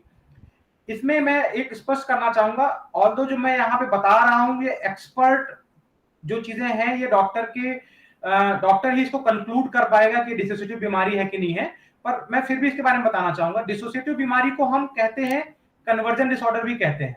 कन्वर्जन मतलब कन्वर्ज हो गया, अपन बोलते हैं ना, कन्वर्जन बहुत चल रहा है, हिंदू से मुस्लिम बन रहे हैं, क्रिश्चियन बन रहे हैं, क्रिश्चियन की कन्वर्जन ट्रांसफॉर्म हो जाना। तो कई बार क्या होता है कि जब हमको कोई भी मानसिक तनाव होता है, कन्फ्लिक्ट, तनाव की जगह में कन्फ्लिक्ट हम बात करें, कन्फ्लिक्ट मतलब उसका हिंदी शब्द मैं रूपांतरित एग्जैक्टली नहीं कर पा रहा हूं, पर दो तरह के अपोजिट टाइप के थॉट्स है, विचार इस टाइप से लगे कि यार ये करें या ये करें, इस टाइप से कन्फ्लिक्ट है अगर आपके दिमाग में, तो कई बार आपका वो जो दिमाग का कन्फ्लिक्ट है, जिसको हम इंट्रासाइकिक कन्फ्लिक्ट कहते हैं, और वो कन्फ्लिक्ट रिजॉल्व नहीं हो पाता, तो आपको एंजाइटी होती है, तो वो फिजिकल सिम्टम्स के रूप में प्रेजेंट होता है आपको।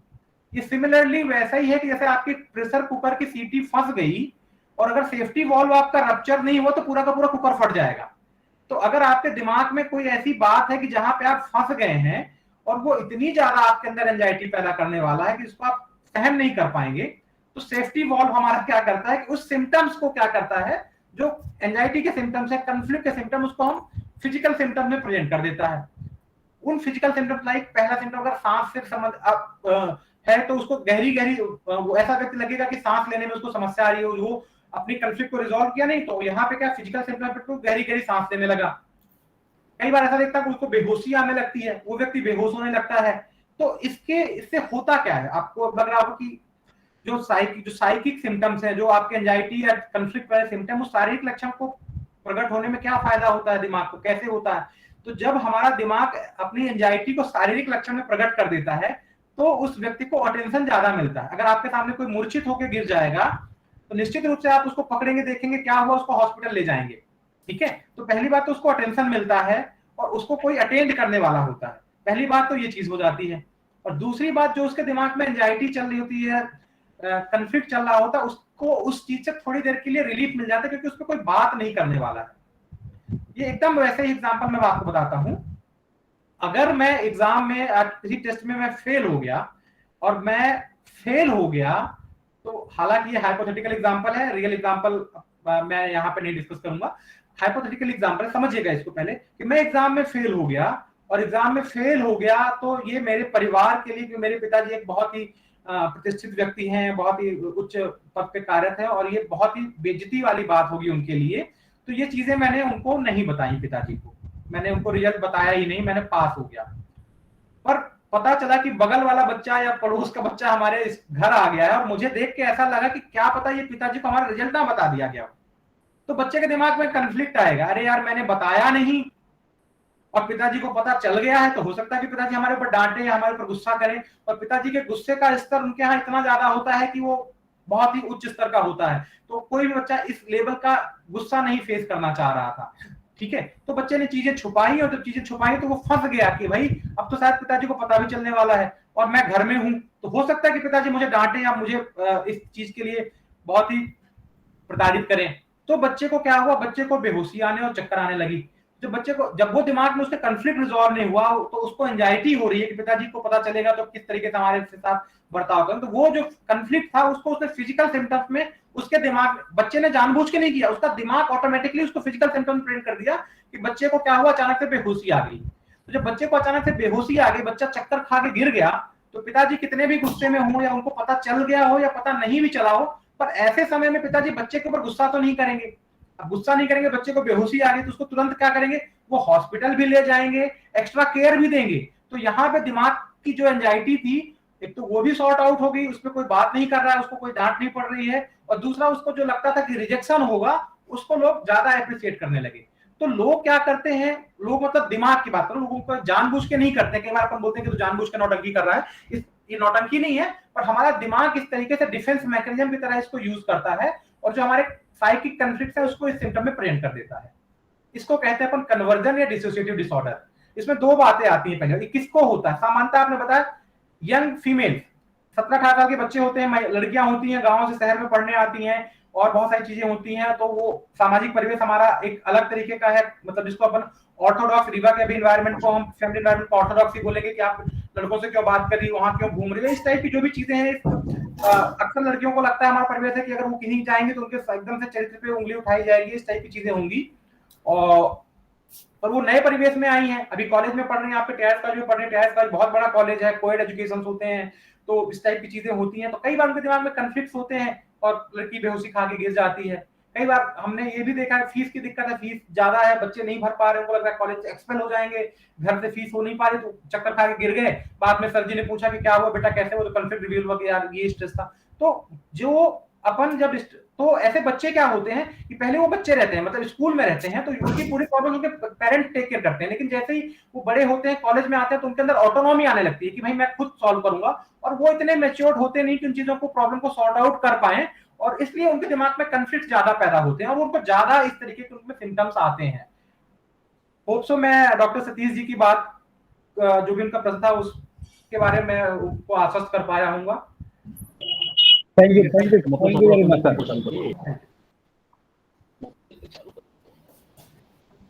धन्यवाद। डॉक्टर साहब मेरी आवाज आ रही है क्या? Yes sir.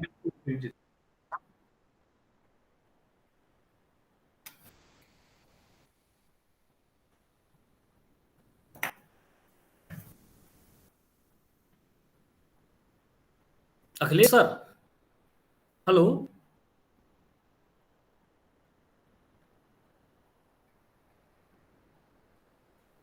Hello doctor Akhilesh जी।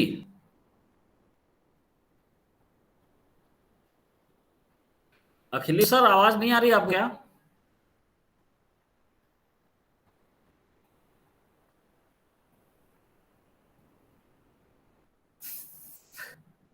हेलो अखिलेश सर,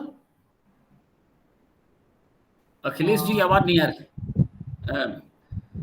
चलिए, मुझे अखिलेश सर ने इंट्रोड्यूस कर दिया है, तो मैं सोचता हूं कि मैं अपनी बात को शुरू करूं। कुछ नेटवर्क का इशू होगा, इसलिए डॉक्टर अखिलेश की आवाज संभवतः नहीं आ रही, और मैं शुरू करूं। डॉक्टर साहब, हमारे बीच में वरिष्ठ प्राध्यापक, मेरी आवाज आ रही है क्या? अखिलेश शुक्ला बोल रहा हूँ, मेरी आवाज आ रही है? अब आ रही। बिल्कुल doctor Shukla, doctor SP Shukla sir, अपनी बात आप प्रारंभ करें। Thank you sir.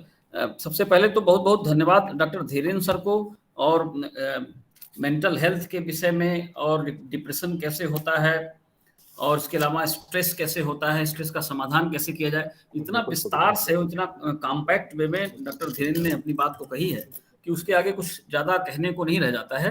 माननीय प्रिंसिपल भी हमारे बीच दिखाई पड़ रही हैं, मैं उनका अभिवादन करता हूं, और इसके साथ ही साथ डॉक्टर अंजलि श्रीवास्तव, विश्वविद्यालय की साइकोलॉजी डिपार्टमेंट की विभागाध्यक्ष हैं, वो भी नमस्कार सर। उनका भी थैंक यू। नमस्कार मैडम, उनका भी मैं हार्दिक अभिवादन करता हूं। तो बहुत अच्छे तरीके से धीरेन्द्र सर ने अपनी बात को कही है। अब हम लोग तो मेडिकल साइंस से जुड़े हुए नहीं हैं, हम लोग साइकोलॉजिकल और सोशल जो एस्पेक्ट्स हैं, इन्हीं चीजों को समझते हैं, उन्हीं के हिसाब से अपनी बात को कहना चाहेंगे।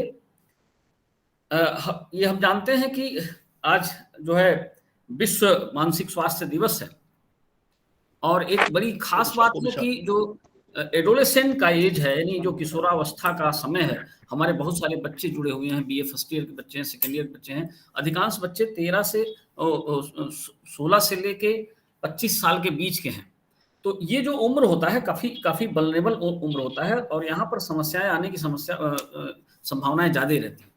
खासतौर पे जो एडोलेसेंट है, जो किशोरावस्था है, उसका कारण क्या होता है? बहुत सारे चेंजेज होते हैं। बायोलॉजिकल चेंजेज के अलावा जो पर्यावरणीय परिवर्तन होता है, एक विद्यालय को छोड़कर उनको दूसरे विद्यालय में जाना पड़ता है, उनको जो है उनका कोर्स पाठ्यक्रम बदलता है, उनका परिवेश बदलता है, उनके मित्र बदलते हैं, बहुत सारा ऐसा परिवर्तन उनके सामने अचानक आता है, और इस अचानक परिवर्तन से उनमें स्ट्रेस होना स्वाभाविक है। और आज की जो आपाधापी का समय है, जो प्रतिस्पर्धी समाज है, इसमें प्रत्येक विद्यार्थी अपने आप को एक्सेल करने की जो प्रतिस्पर्धा उसके अंदर है, ये भी जो है नुकसान पहुंचाता है। और जब आगे चल के हम लोग चर्चा करेंगे तो कई बार ये होता है कि हम बच्चों की उनके एप्टीट्यूड को, उनके एटीट्यूड को नहीं समझ पाते हैं, और ऐसी स्थिति भी उनके लिए मेंटल डिसऑर्डर का कारण बनती है। तो बहुत सारे कारण हैं जिन पर काफी चर्चा सर ने कर दिया है, और हम लोग कुछ बातें करना चाहेंगे जो बच्चों में, विद्यार्थियों में खासतौर पे तनाव का कारण बनती हैं। सबसे पहली बात जो हमारी समझ में आती है, बहुत ज्यादा जब एक्सपेक्टेशंस हमारे अंदर हो जाता है, हम बहुत सारी अपेक्षाएं करने लगते हैं, और जब अपेक्षाएं हमारी असीमित होने लगती हैं और हम उनको पूरा नहीं कर पाते हैं, तो हम किसी न किसी प्रकार की चिंता, एंजाइटी या किसी तरह के डिसऑर्डर का शिकार होते हैं, जो बाद में डिप्रेशन के रूप में हमारे सामने आता है, या अन्य समस्याएं, मानसिक समस्याएं हमारे सामने पैदा करता है। तो मैं थोड़ा सा, क्योंकि समस्याओं का समाधान, समस्याओं की बात सर ने की है, मैं इस बात पर चर्चा करना चाहूंगा कि हम ऐसा क्या करें कि बच्चों को, विद्यार्थियों को मानसिक बीमारियों से बचाने का प्रयास किया जाए। ये बच्चों को जब मानसिक व्याधियों की बात करते हैं तो इसका ये मतलब नहीं है कि बड़ों को नहीं होता है, बड़ों को भी मानसिक व्याधियां होती हैं, वो भी डिप्रेशन के शिकार होते हैं, उनके अंदर भी कुछ डिसऑर्डर्स आते हैं। लेकिन प्रायः देखा गया है कि अधिकांश जो बच्चे हैं 14 साल से लेके और 29 ईयर्स तक, उनको ये समस्याएं ज्यादा आती हैं। और हाल के वर्षों में अगर देखा जाए तो सुसाइडल अटेम्प्ट्स इनके द्वारा बहुत ज्यादा होते हैं, और निगेटिविटी इनके अंदर बहुत ज्यादा होती है, बहुत ज्यादा एजिटेशन टाइप का उनके अंदर है, फ्रस्ट्रेशन दिखाई पड़ता है, घृणा, कई बार तो अपने शरीर से ही घृणा करने लगते हैं, अपने आप को चोट पहुंचाने लगते हैं, पत्थर पे पैर मार देना या दीवार से सिर टकरा देना, बहुत सारी ऐसी चीज आती है, दूसरे से घृणा होती है। हम लोग जो है साइको किलर्स की बात प्रायः सुनते रहते हैं समाचार पत्रों में। ये जो सारी चीजें हैं, ये वास्तव में इन्हीं एक्सपेक्टेशंस का परिणाम होती हैं, जब हम बहुत ज्यादा एक्सपेक्टेशन करने लगते हैं और उन एक्सपेक्टेशन को पूरा नहीं कर पाते, और उसका नुकसान भी होता है। हमारे अंदर कई बार क्या होता है, लो सेल्फ स्टीम आ जाता है, तमाम प्रकार का भय हमारे अंदर होता है, जैसे सर अभी बता रहे थे थोड़ी देर पहले, फियर ऑफ फेलियर है, हम असफल हो जाएंगे, हम सफल नहीं हो पाएंगे। कई बार क्या होता है, हमको लगने लगता है कि हम जो है पूरी तरह से निरर्थक, हमारा जीवन निरर्थक है, हमने जो है सार्थक चीजें नहीं की हैं। तो ये तमाम ऐसी बातें आती हैं जो डिप्रेशन का कारण बनती हैं, जो स्ट्रेस का कारण बनती हैं, और बाद में वो बहुत ही घातक रूप में, घातक मानसिक बीमारी के रूप में हमारे सामने आती है। अगर इनिशियल स्टेज पर इनकी पहचान किया जाए और पहचान करके उनका समाधान करने की कोशिश की जाए, तो निश्चित रूप से इन समस्याओं को दूर किया जाना संभव हो सकता है। लेकिन सबसे बड़ी बात यह है कि हम कब स्ट्रेस्ड हो रहे हैं और कब हम डिप्रेशन की स्थिति में पहुंच रहे हैं, इसका अनुमान सामान्य तरीके से नहीं लगाया जा सकता है। कई बार क्या होता है कि कोई भी विद्यार्थी होता है या घर में ही कोई बच्चा है, वो सामान्य से अतिरिक्त व्यवहार करना शुरू कर देता है। पहले वो कम बोलता था, फिर अचानक धीरे धीरे ज्यादा बोलने लगता है, और फिर धीरे धीरे और ज्यादा बोलने लगता है। तो उस समय प्रारंभिक अवस्था में तो समझ में नहीं आता कि डिप्रेशन की तरफ जा रहा है या ये स्ट्रेस में है, ये पहले शुरुआत में समझ नहीं आता है। लेकिन धीरे धीरे उसका जो व्यवहार है ये और भी उग्र होने लगता है, और सामान को फेंक देना, तोड़ फोड़ शुरू कर देना, और ज्यादा शोर मचाना, चिल्लाना, ये सब चीजें आने लगती हैं। और फिर हमारी समझ में आता है कि कहीं ना कहीं कोई मानसिक समस्या है और इसके इलाज के लिए जाना चाहिए। खासतौर पे ग्रामीण क्षेत्रों में जहाँ पर जो है जागरूकता की कमी है, वहां पर ये देखा गया है कि बहुत दिनों तक कोई किसी विद्यार्थी, किसी व्यक्ति में एबनॉर्मल चेंजेस दिखाई पड़ते हैं, लेकिन उन चेंजेस को हम सामान्य परिवर्तन मान के, जैसा कि डॉक्टर साहब बता भी रहे थे, उसको भूत प्रेत या टोना, इन सब चीजों को अपने दिमाग में रख के और फिर उसका समाधान करने का प्रयत्न नहीं करते हैं, और फिर समस्याएं बढ़ती चली जाती हैं। तो इनिशियल स्टेज में अगर हम इसको पहचाने तो हम इसका इलाज कर सकते हैं, और अगर इसको नहीं पहचानना मुश्किल हो जाता है या समय से उसका इलाज ना हो पाए तो वो घातक हो जाता है। और कई बार जो है जो सुसाइडल अटेम्प्ट्स होते हैं उनको भी वो भी दिखाई पड़ते हैं। हम लोग जब पढ़ते थे तो 12th में एक ऐसे पढ़ा था, हो सकता है डॉक्टर साहब ने पढ़ा हो सकता है बहुत सारे जो पार्टिसिपेंट हैं वो पढ़े हो, उसका टाइटल था डेथ ऑफ ए क्लर्क। और वो क्लर्क कैसे उसकी डेथ होती है उसको हम लोगों ने पढ़ा, तो हमें लगा कि एक लो सेल्फ स्टीम का शिकार था। वो एक सेना में क्लर्क होता है, वो मूवी देखने जाता है, उसके सामने उसका कमांडर बैठा होता है, उसको छींक आ जाती है और कुछ जो वेस्ट मटेरियल है उनके सिर पर पड़ जाता है। तो ऐसी स्थिति में क्या होता है कि फिर वो जो पीछे बैठा हुआ क्लर्क होता है वो उस वेस्ट को पहुंच देता है, लेकिन उसको ये लगता है कि जो कमांडर है वो नाराज हो गए, उन्होंने उनसे क्लर्क ने उनसे क्षमा मांगा, और क्षमा मांगने के पश्चात कोई खास या बहुत ही कूल रिस्पांस उनकी तरफ से मिला, तो उसको ये लगता है कि इन्होंने हमको क्षमा नहीं किया। बाद में फिर से क्षमा उनसे मांगता है, फिर भी जो है कमांडर उनके जो है ऐसे सामान्य तरीके से टाल देते हैं, चलो भाई हो गया, कोई बात नहीं, गलती हो गई। लेकिन फिर भी वो सेटिस्फाइड नहीं होता है और वो क्लर्क पुनः उनके घर जाता है और फिर वो झल्ला के उसको भगा देते हैं, और जब वापस लौट के आता है तो रात में वो पंखे से लटका हो पाया जाता है। तो ये जो अटेम्प्ट, सुसाइडल अटेम्प्ट इस तरह के होते हैं कि व्यक्ति के अंदर लो सेल्फ स्टीम विकसित हो जाता है।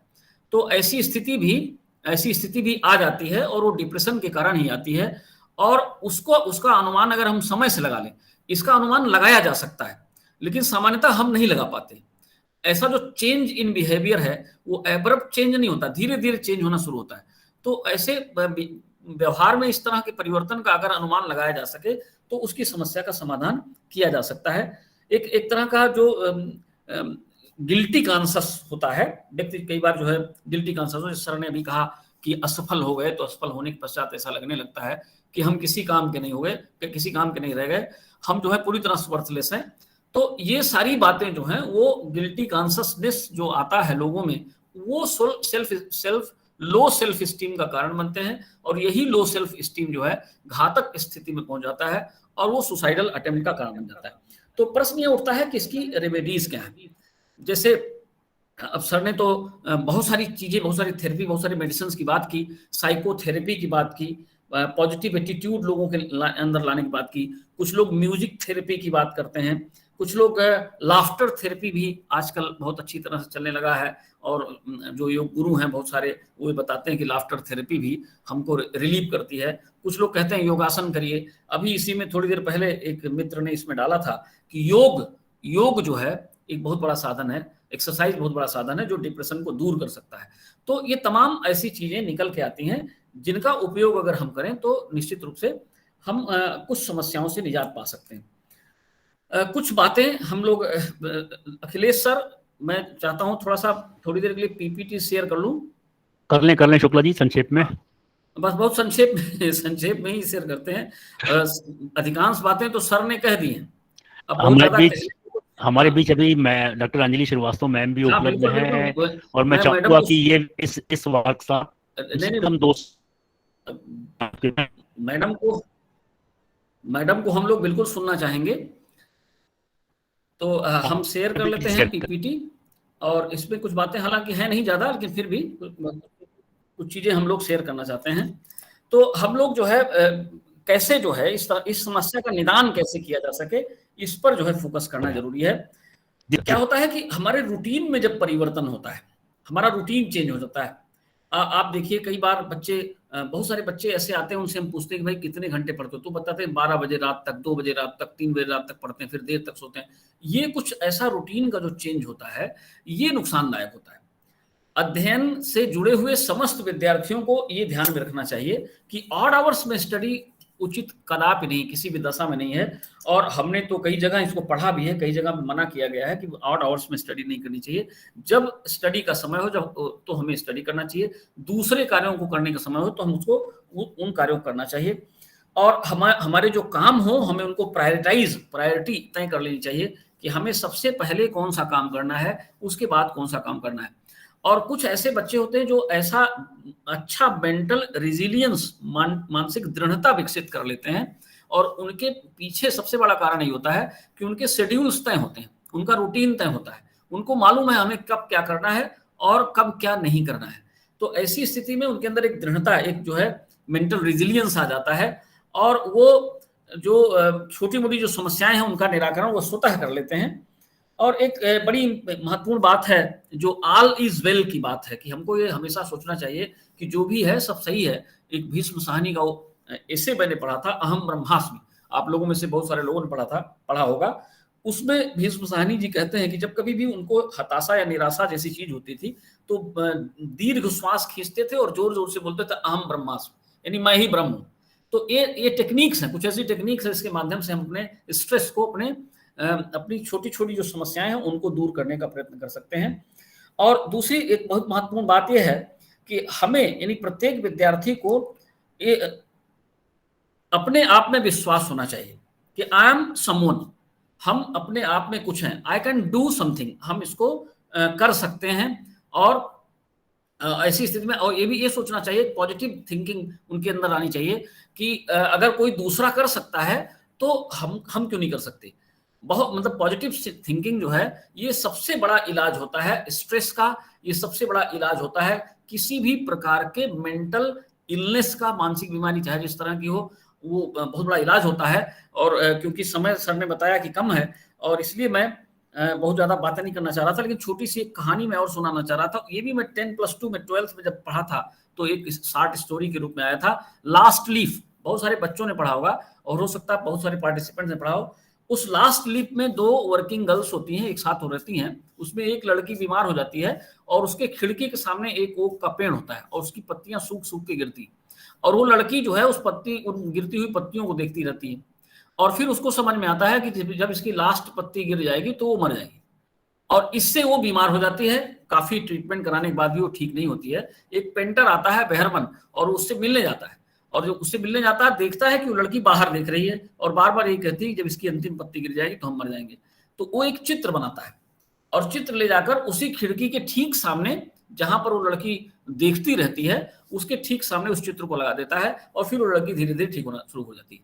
तो पॉजिटिव थिंकिंग जो है, पॉजिटिव फ्रेम ऑफ माइंड जो है, ये जो है हमेशा हमारे लिए बड़ा महत्वपूर्ण होता है। और हमें अपने बच्चों को, विद्यार्थियों को, घर में भी जो छोटे बच्चे, उनको ये बताना चाहिए कि आप सकारात्मक सोचें, आप ये देखें कि जो आने वाला जो समय है वो बेहतर होगा। अगर आज आपको असफलता मिले तो कल निश्चित रूप से आप सफल होंगे। रुडयार्ड किपलिंग कहते हैं, उन्होंने कहा है, if you can make a heap of all your winnings and lose, अगर आप अपनी उपलब्धियों का ढेर बना लें, इकट्ठा कर लें, और किसी कारण से वो उपलब्धियां खो जाएं, और उसके बाद फिर से नए सिरे से आप तैयारी करें और उसको आप फिर से गेन कर लें, you are a man my son, तो आप जो हैं एक अपने आप को एक व्यक्ति कहे जाने लायक हैं।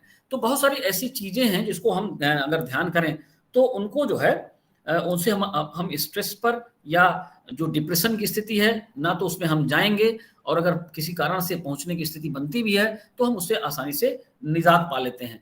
ये आई कैंट डू इट, हम इसको नहीं कर सकते, इस भाव को पूरी तरह से दिमाग से हटाना होगा। और ये दिमाग में लाना होगा कि अगर if others can do why can not I, अगर दूसरे लोग कर सकते हैं तो हम क्यों नहीं कर सकते हैं। तो इससे क्या होता है कि अपना जो मोरल है, अपना जो सेल्फ स्टीम है, ये बूस्ट होता है। और ऐसी स्थिति में हम ये छोटी मोटी जो समस्याएं हमारे सामने आती हैं उन समस्याओं का निदान कर लेते हैं। और जो शिक्षक हैं, जो परिवार में गार्जियंस हैं, उनको भी अगर वो अपने बच्चों को देखते हैं कि उसका व्यवहार थोड़ा सा एबनॉर्मल हो रहा है, तो उनको भी ये विश्वास उनको दिलाना चाहिए कि they are someone in themselves and they can do what others are doing, जो दूसरे लोग कर रहे हैं उसको वो भी कर सकते हैं।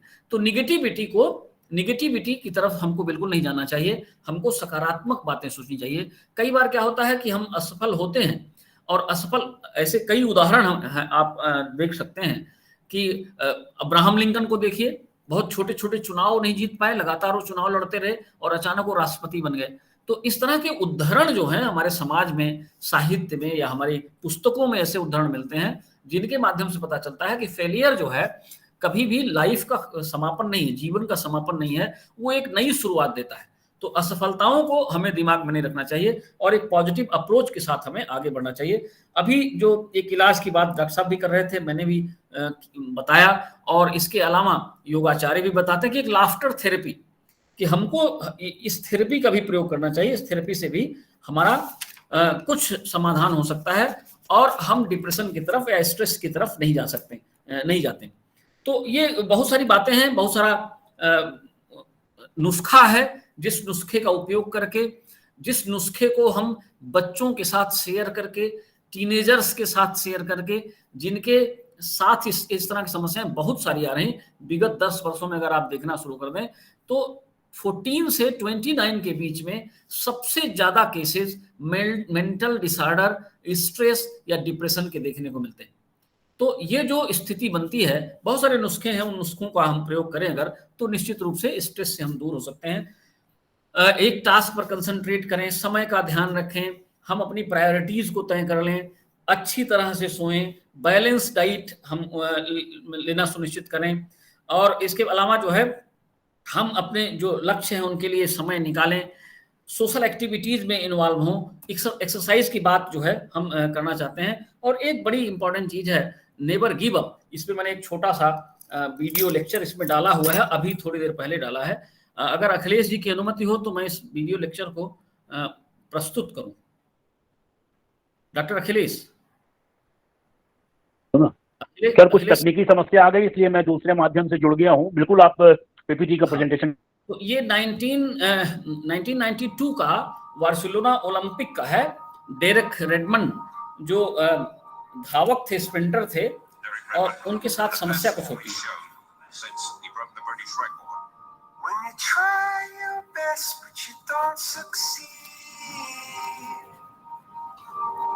When you get what you want, but not what you need.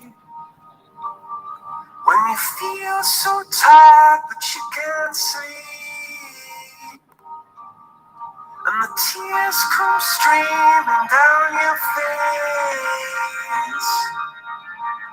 When you lose something you can't replace. When you love someone but it goes to waste. Could it be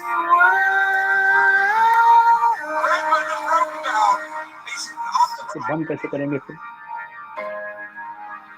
Lights will guide you home and ignite your bones. And I will try to fix you.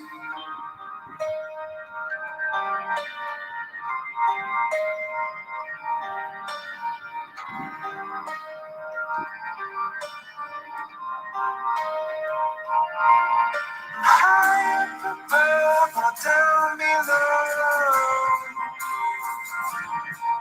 When you're too in love to let it go. But if you never try, you'll never know just what you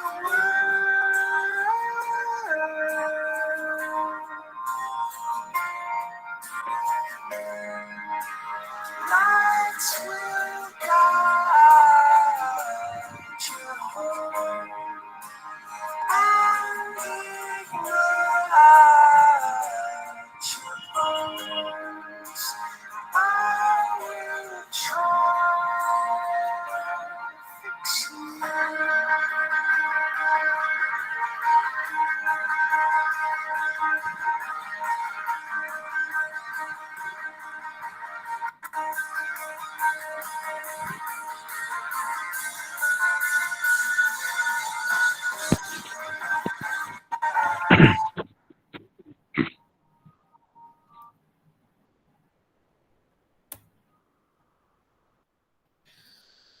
तो ये सीधी सी बात ये है कि हमें जो है अपने लक्ष्य को प्राप्त करने का प्रयत्न करते रहना चाहिए, कभी छोड़ना नहीं चाहिए।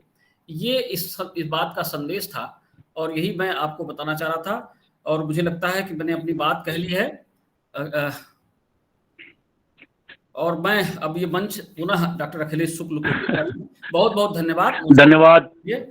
धन्यवाद डॉक्टर शुक्ल, आपने बहुत ही बेहतर तरीके से किशोरावस्थाओं के परिवर्तन से लेकर एक युवा और छात्र का लक्ष्य क्या होना चाहिए और हम विद्यार्थियों को किस तरीके से उनके लक्ष्य के लिए प्रेरित कर सकते हैं, इस दिशा में आपने बहुत ही बढ़िया अपना उद्बोधन दिया और सारगर्भित रहा। मेरे ख्याल से सभी प्रतिभागियों को बहुत पसंद भी आया है। मेरे बीच आदरणीय मेरी बड़ी बहन डॉक्टर अंजलि श्रीवास्तव जी उपस्थित है। मैं चाहूंगा 2 शब्द वो जरूर कहें। मैम का माइक अनम्यूट कर लें। आदरणीय डॉक्टर अंजलि श्रीवास्तव मैडम, अगर मेरी आवाज आपके पास पहुंच रही हो, मैं चाहूंगा 2 शब्द आप जरूर कहें। आदरणीय doctor Anjali Srivastava madam. Sir नमस्कार डॉक्टर अखिलेश जी एंड पूरी जो स्पीकर्स थे। हम तो बस ज्वाइन किए थे एज अ ऑडियंस के रूप में, बट आपका ज्वाइन करना ही हम लोगों के लिए बहुत बड़ी बात है मैडम। नहीं कोई बात नहीं है, बहुत अच्छे आप बड़ी बहन है प्रेजेंट किया। First of all I want to thank you all the speakers, earlier speakers, though I joint late. तो 2 शब्द आपने कहने को कहा है तो जरूर हम कहना चाहेंगे। सबसे पहले तो आप सबको, जितने लोग हैं यहाँ, उनको वर्ल्ड मेंटल हेल्थ डे की बहुत ढेर सारी शुभकामनाएं कहना चाहेंगे, देना चाहेंगे अपनी तरफ से, बिकॉज हम इस फील्ड से एसोसिएटेड हैं, साइकोलॉजी के स्टूडेंट हैं और उसमें प्रयास करते हैं अपने। बस व्यूज प्रेजेंट करने के लिए अगर आपने कहा है तो हम ये कहेंगे सबने उसके symptoms, causes, depression, stress, anxiety और कॉन्फ्लिक्ट के बारे में बहुत अच्छी तरह से सबने समझा दिया है। हम कुछ टिप्स देना चाहेंगे किस तरह से हम इफेक्टिवली उनको फॉलो करें जिससे हमारा मेंटल हेल्थ ठीक रहे और दूसरों के मेंटल हेल्थ, जो हमारे लोग एसोसिएटेड है हमसे, उनका भी मेंटल हेल्थ हम ठीक रख सकें। तो सबसे पहले जो है, हम अगर अपने दुख और सुख जो हमने थोड़ा सा अप्लाई किया है और देखा भी है, अगर हम अपनी परेशानियां जो हैं अपने मत तक ही कैद ना रखें, बल्कि कोई ऐसे लोगों के साथ जो है हम शेयर कर सकें, जब जो कहते हैं कथार्सिस हो जाती है, जो हम लोग एक थेरेपी, साइकोथेरेपी की डॉक्टर साहब बात कर रहे थे, तो कथार्सिस जब होती तो बॉटल्ड अप इमोशंस जो है ना, जैसे सोडा बॉटल है, टाइट होती है, एकदम से आप खोलते हैं तो एकदम विस्फोट होता है, तो एकदम से सब वो पेंट अप इमोशंस जो है वो बाहर निकल आते हैं। व्यक्ति जो है अपना, उसका माइंड कॉग्निटिव लेवल पे वो बहुत हल्का महसूस करता है। तो अपने परेशानियों को दूसरों से विचार विमर्श करके और उसमें समाधान ढूंढना हमें चाहिए, और उसमें सिर्फ उलझे नहीं रहना चाहिए, चाहे कोई वर्ग हो, चाहे बच्चा हो, चाहे एडोलेसेंट हो, चाहे एडल्ट हो, चाहे ओल्ड एज में इतनी प्रॉब्लम्स हो रही हैं, सभी के लिए हम जनरल बातें ये कहना चाह रहे हैं। और जो आपके गुण है ना, उसको अपनी उपलब्धियों को लेकर के बहुत इगोइस्टिक व्यक्ति को नहीं होना चाहिए, मेन चीज इस पर फोकस करना चाहिए। और जो पॉजिटिज्म की बात सभी लोग कह रहे हैं, हम लोग सब जानते हैं, पॉजिटिव साइकोलॉजी एक पेपर के रूप में भी पढ़ा रहे हैं हम लोग, तो पॉजिटिज्म की तरफ बढ़ना चाहिए। और जो नकारात्मक विचार है, नकारात्मक जो इमोशंस हैं, फियर है, जैसे है कहीं लॉस हो गया, डेथ इन द फैमिली, तो इस सब चीजों को थोड़ा सा करके हमको थोड़ा हैप्पीनेस की तरफ बढ़ना चाहिए। और क्या पैमाना है, ये हमको अपने लिए, दूसरों के लिए भी देख करके रखना होगा। हमको अपने जो टेंशन्स हैं, जो एंजाइटीज हैं, उनको दूर रखना होगा अपने से, और उसको मैनेज करना होगा। स्ट्रेस मैनेजमेंट के बहुत सारे मॉड्यूल्स बने हैं, सिर्फ हम देखते हैं, सब लोग जानते हैं, लेकिन उनको अप्लाई नहीं कर पाते। तो मेरा विनम्र अनुरोध है सबसे कि हमको अपना उसका अप्लाइड एस्पेक्ट पर भी फोकस करना चाहिए, तभी जाकर के हम कर सकते हैं। और सबसे ज्यादा तो है एक चीज जो हम कहना चाहेंगे, यथार्थवादी बने। You have to be realistic. हमारे बच्चे हैं, हमारे स्टूडेंट्स हैं, वो आते हैं और कहते हैं कि हम ये करना चाहते हैं। As a counsellor, career counselling भी हम करते हैं, कहने की कोई वो नहीं है। तो बच्चे में गुण है कि उसको जाना है क्रिएटिविटी की तरफ, उसको थोड़ा सा स्पोर्ट्स में इंटरेस्ट है, लेकिन उसका पेरेंट्स जो उसके हैं वो कहते हैं नहीं बेटा तुम तो मेडिकली लाइन जाओ। तो क्या होगा, उसके में फ्रस्ट्रेशन होगा, उसके में एंजाइटी होगी, और वो जो लक्ष्य, वो जो अपना सोच रहा है जिसमें वो एक्सेल कर सकता है, वो नहीं कर पाता है। मेनली ये बहुत प्रॉब्लम होती है जब करियर के प्रति जो है जागरूक व्यक्ति होता है, लेकिन पेरेंट्स जो हैं उसकी कैपेबिलिटीज को नहीं देख रहे हैं, रियलिस्टिक नहीं ओरिएंटेशन हम रख रहे हैं, अपने बारे में भी नहीं, बच्चों के बारे में नहीं। तो ये जो है बहुत ज्यादा समस्या पैदा कर रहा है। और ऐसे केसेस फिर जा करके आप देख ही रहे हैं क्या हो रहा है, डिप्रेशन हो रहा है, एंजाइटी हो रहा है, स्ट्रेस हो रहा है, और फिर जाके हमको साइकियाट्रिस्ट के पास जा करके ट्रीटमेंट भी उनका कराना पड़ रहा है। और व्यायाम की बात कही, एक्सरसाइजेस बहुत जरूरी है। कहते हैं ना, healthy mind dwells in a healthy body. तो अगर आपका माइंड अगर हेल्दी है तो बॉडी भी हेल्दी रखना है, रेसिप्रोकल, दोनों का इंटर रिलेशनशिप है। अगर आपका बॉडी जो है हेल्दी है तो आपका माइंड भी हेल्दी होगा, आपका माइंड हेल्दी है तो बॉडी। बिकॉज मेनी डॉक्टर साहब लोग बैठे हैं, मेडिकल फील्ड से रिलेटेड है, साइकोसोमैटिक डिसऑर्डर्स, यहाँ तक तो हम कहते हैं आर्थराइटिस है, ये सब चीजें भी जो है सब आपके मेंटल डिसऑर्डर्स की, मेंटल जो इलनेस है इसका एसोसिएशन उससे डायरेक्ट होता है। ब्रिस्क वॉकिंग, जॉगिंग रोज करिए, माने जितना आप कर सकते हैं। लोगों को हमको एक्सेप्ट करना आना चाहिए, जैसे हैं ये तो ऐसा ही है, तो कॉन्फ्लिक्ट नहीं होगा, हमें इसको स्वीकारना होगा। फैमिली में जो मैरिटल काउंसलिंग हम लोग देते हैं, कई आते हैं तो हमारे हस्बैंड ऐसे, हमारी वाइफ ऐसी, तो आपको नाउ यू हैव टेक माने इमोशनल बॉन्डिंग हो गई है, आपको एक्सेप्ट करना होगा कि ये तो ऐसा ही है, हमको स्वीकारना होगा। थोड़े चेंज आप लाइए उनमें, लेकिन बहुत ज्यादा प्रेशराइज किसी को भी करिएगा। अपार्ट फ्रॉम द ये वाली रिलेशनशिप बच्चों में, स्टूडेंट्स में, तो आपको विफलता ही मिलेगी। तो don't try to just modify the behaviour of others, you have to modify yourself. हम लोग पर्सनालिटी थ्योरिस्ट हैं, हम लोग पढ़ाते हैं पर्सन एनवायरमेंट फिट की बात करते हैं। आपको ये समझना होगा, हम तो हमेशा कहते हैं अपने स्टूडेंट से कि एनवायरमेंट आपके साथ नहीं एडजस्ट करेगा, आपको अपने आप को एडजस्ट करना होगा एनवायरमेंट के साथ। और जब तक आप ये नहीं कर पाएंगे तो आप भी परेशान रहेंगे। वो मेंटल फिटनेस ना हो सकती है, ना फिजिकल फिटनेस हो सकती, और आपका जो है वो जो कहते हैं ना एग्जॉशन वाली स्टेज आकर के आप बिल्कुल डिक्लाइन कर जाएंगे, जो सेली के स्ट्रेस के मॉडल में, सिंड्रोम में दिया गया है। तो एक मॉडरेट स्ट्रेस भी जरूरी है, मॉडरेट एंजाइटी भी जरूरी है। It is a state of preparedness. अगर कोई एंजाइटी नहीं है, कोई स्ट्रेस नहीं है, तो आप एग्जामिनेशन स्ट्रेस नहीं होगा, थोड़ा रहे, बहुत ज्यादा नहीं, तो आप एक्सेल नहीं कर पाएंगे, आप उसमें आप अच्छे से पेपर नहीं दे पाएंगे, आपको मार्क्स अच्छे नहीं मिलेंगे। तो थोड़ा प्रिपेयर्डनेस तो आपको जरूरी है, थोड़ी एंजाइटी आपको एक अच्छे डायरेक्शन के लिए ले जाती है, ये हम कहना चाहते हैं। और दूसरों के अभिप्राय का शिकार नहीं बनाए। अगर किसी ने कुछ कह दिया, आपका मोरल जो है वो डाउन हो गया, आपकी पर्सनैलिटी जो बूस्ट अप होनी चाहिए, आप उसको लेकर के चिंता करते हैं, बार बार वही विचार आते हैं, नेगेटिव थॉट्स आते हैं, और एक दिन में बिल्कुल आप टूट जाते हैं। तो यू शुड नॉट बी, दूसरों के अभिप्राय के शिकार आपको नहीं बनना है, और वर्तमान में रहना है। वर्तमान अटल है। अभी कोविड-19 की बात चल रही, 2 साल से हम लोग जो हैं बहुत अपने को कंस्ट्रेंट और उसमें रखे हैं। बच्चे भी बहुत ज्यादा अपने आप को रेस्ट्रेन किए थे, घर में ऑनलाइन क्लासेस ये वो, बट यू सबने एडजस्ट किया बिकॉज वी हैड एक्सेप्टेड कि ये ऐसा है वेव, और तैयारी अपने को की, first wave, second wave, third wave की भी तैयारी हो गई थी। तो इस तरह से अपने मेंटल सेटअप को बनाना पड़ता है। चेंज करना है तो अपनों के लिए जो करना है चेंजेस वो करिए, और चेंज एडजस्टेबल एबिलिटी को जो है वो हम देख रहे थे कि वो बढ़ाती है।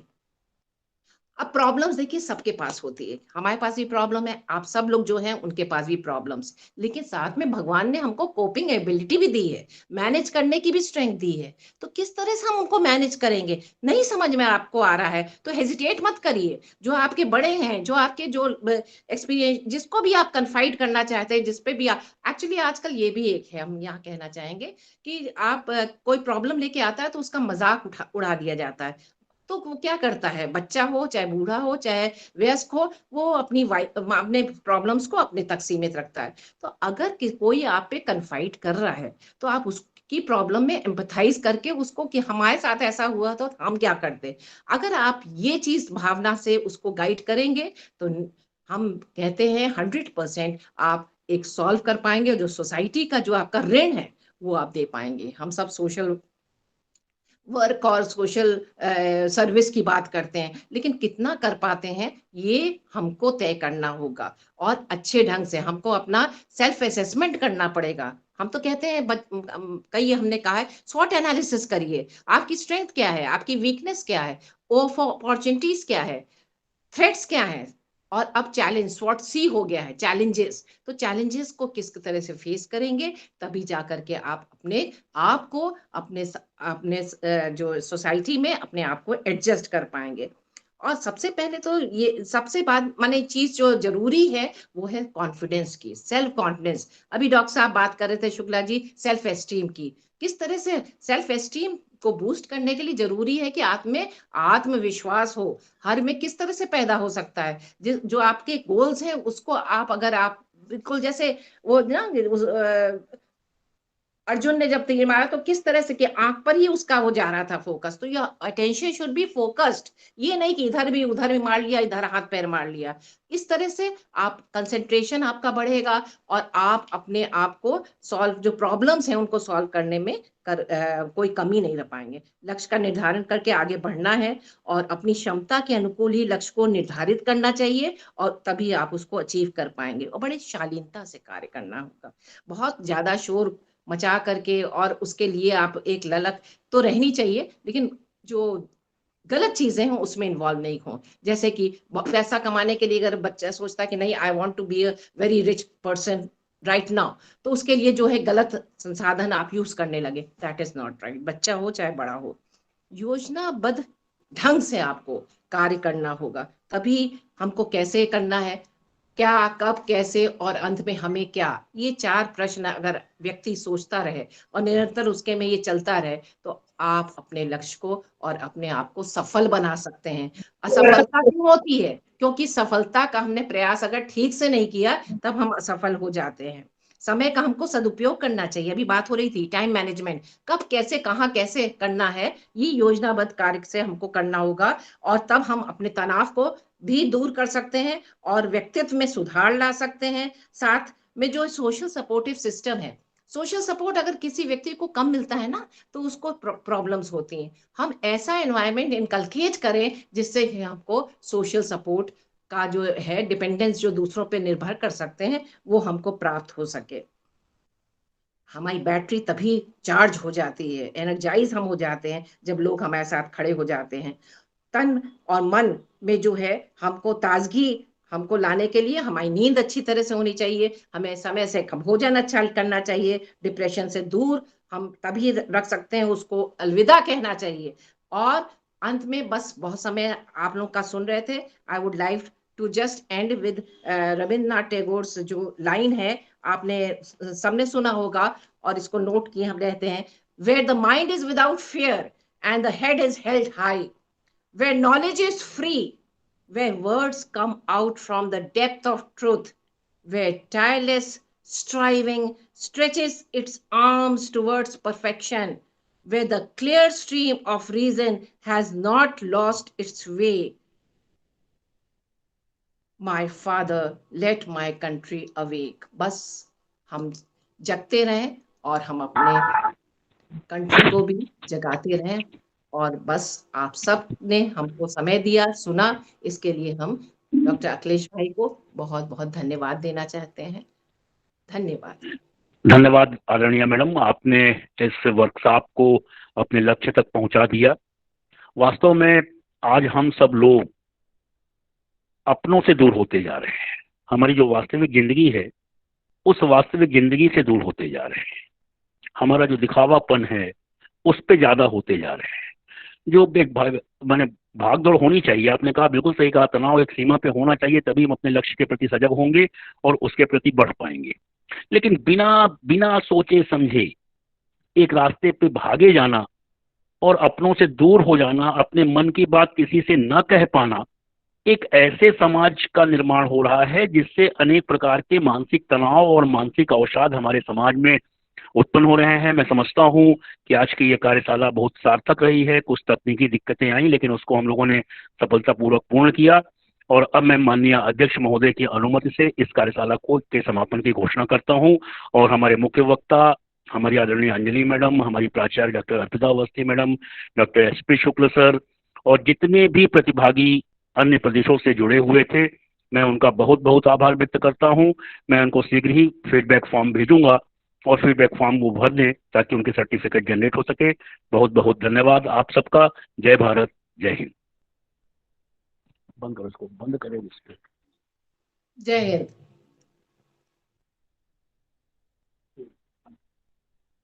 बंद हो तुम्हारा करना, कैसे बंद?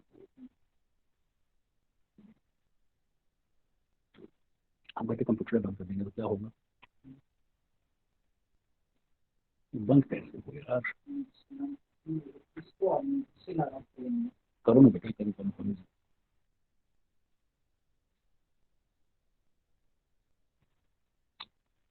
क्या ये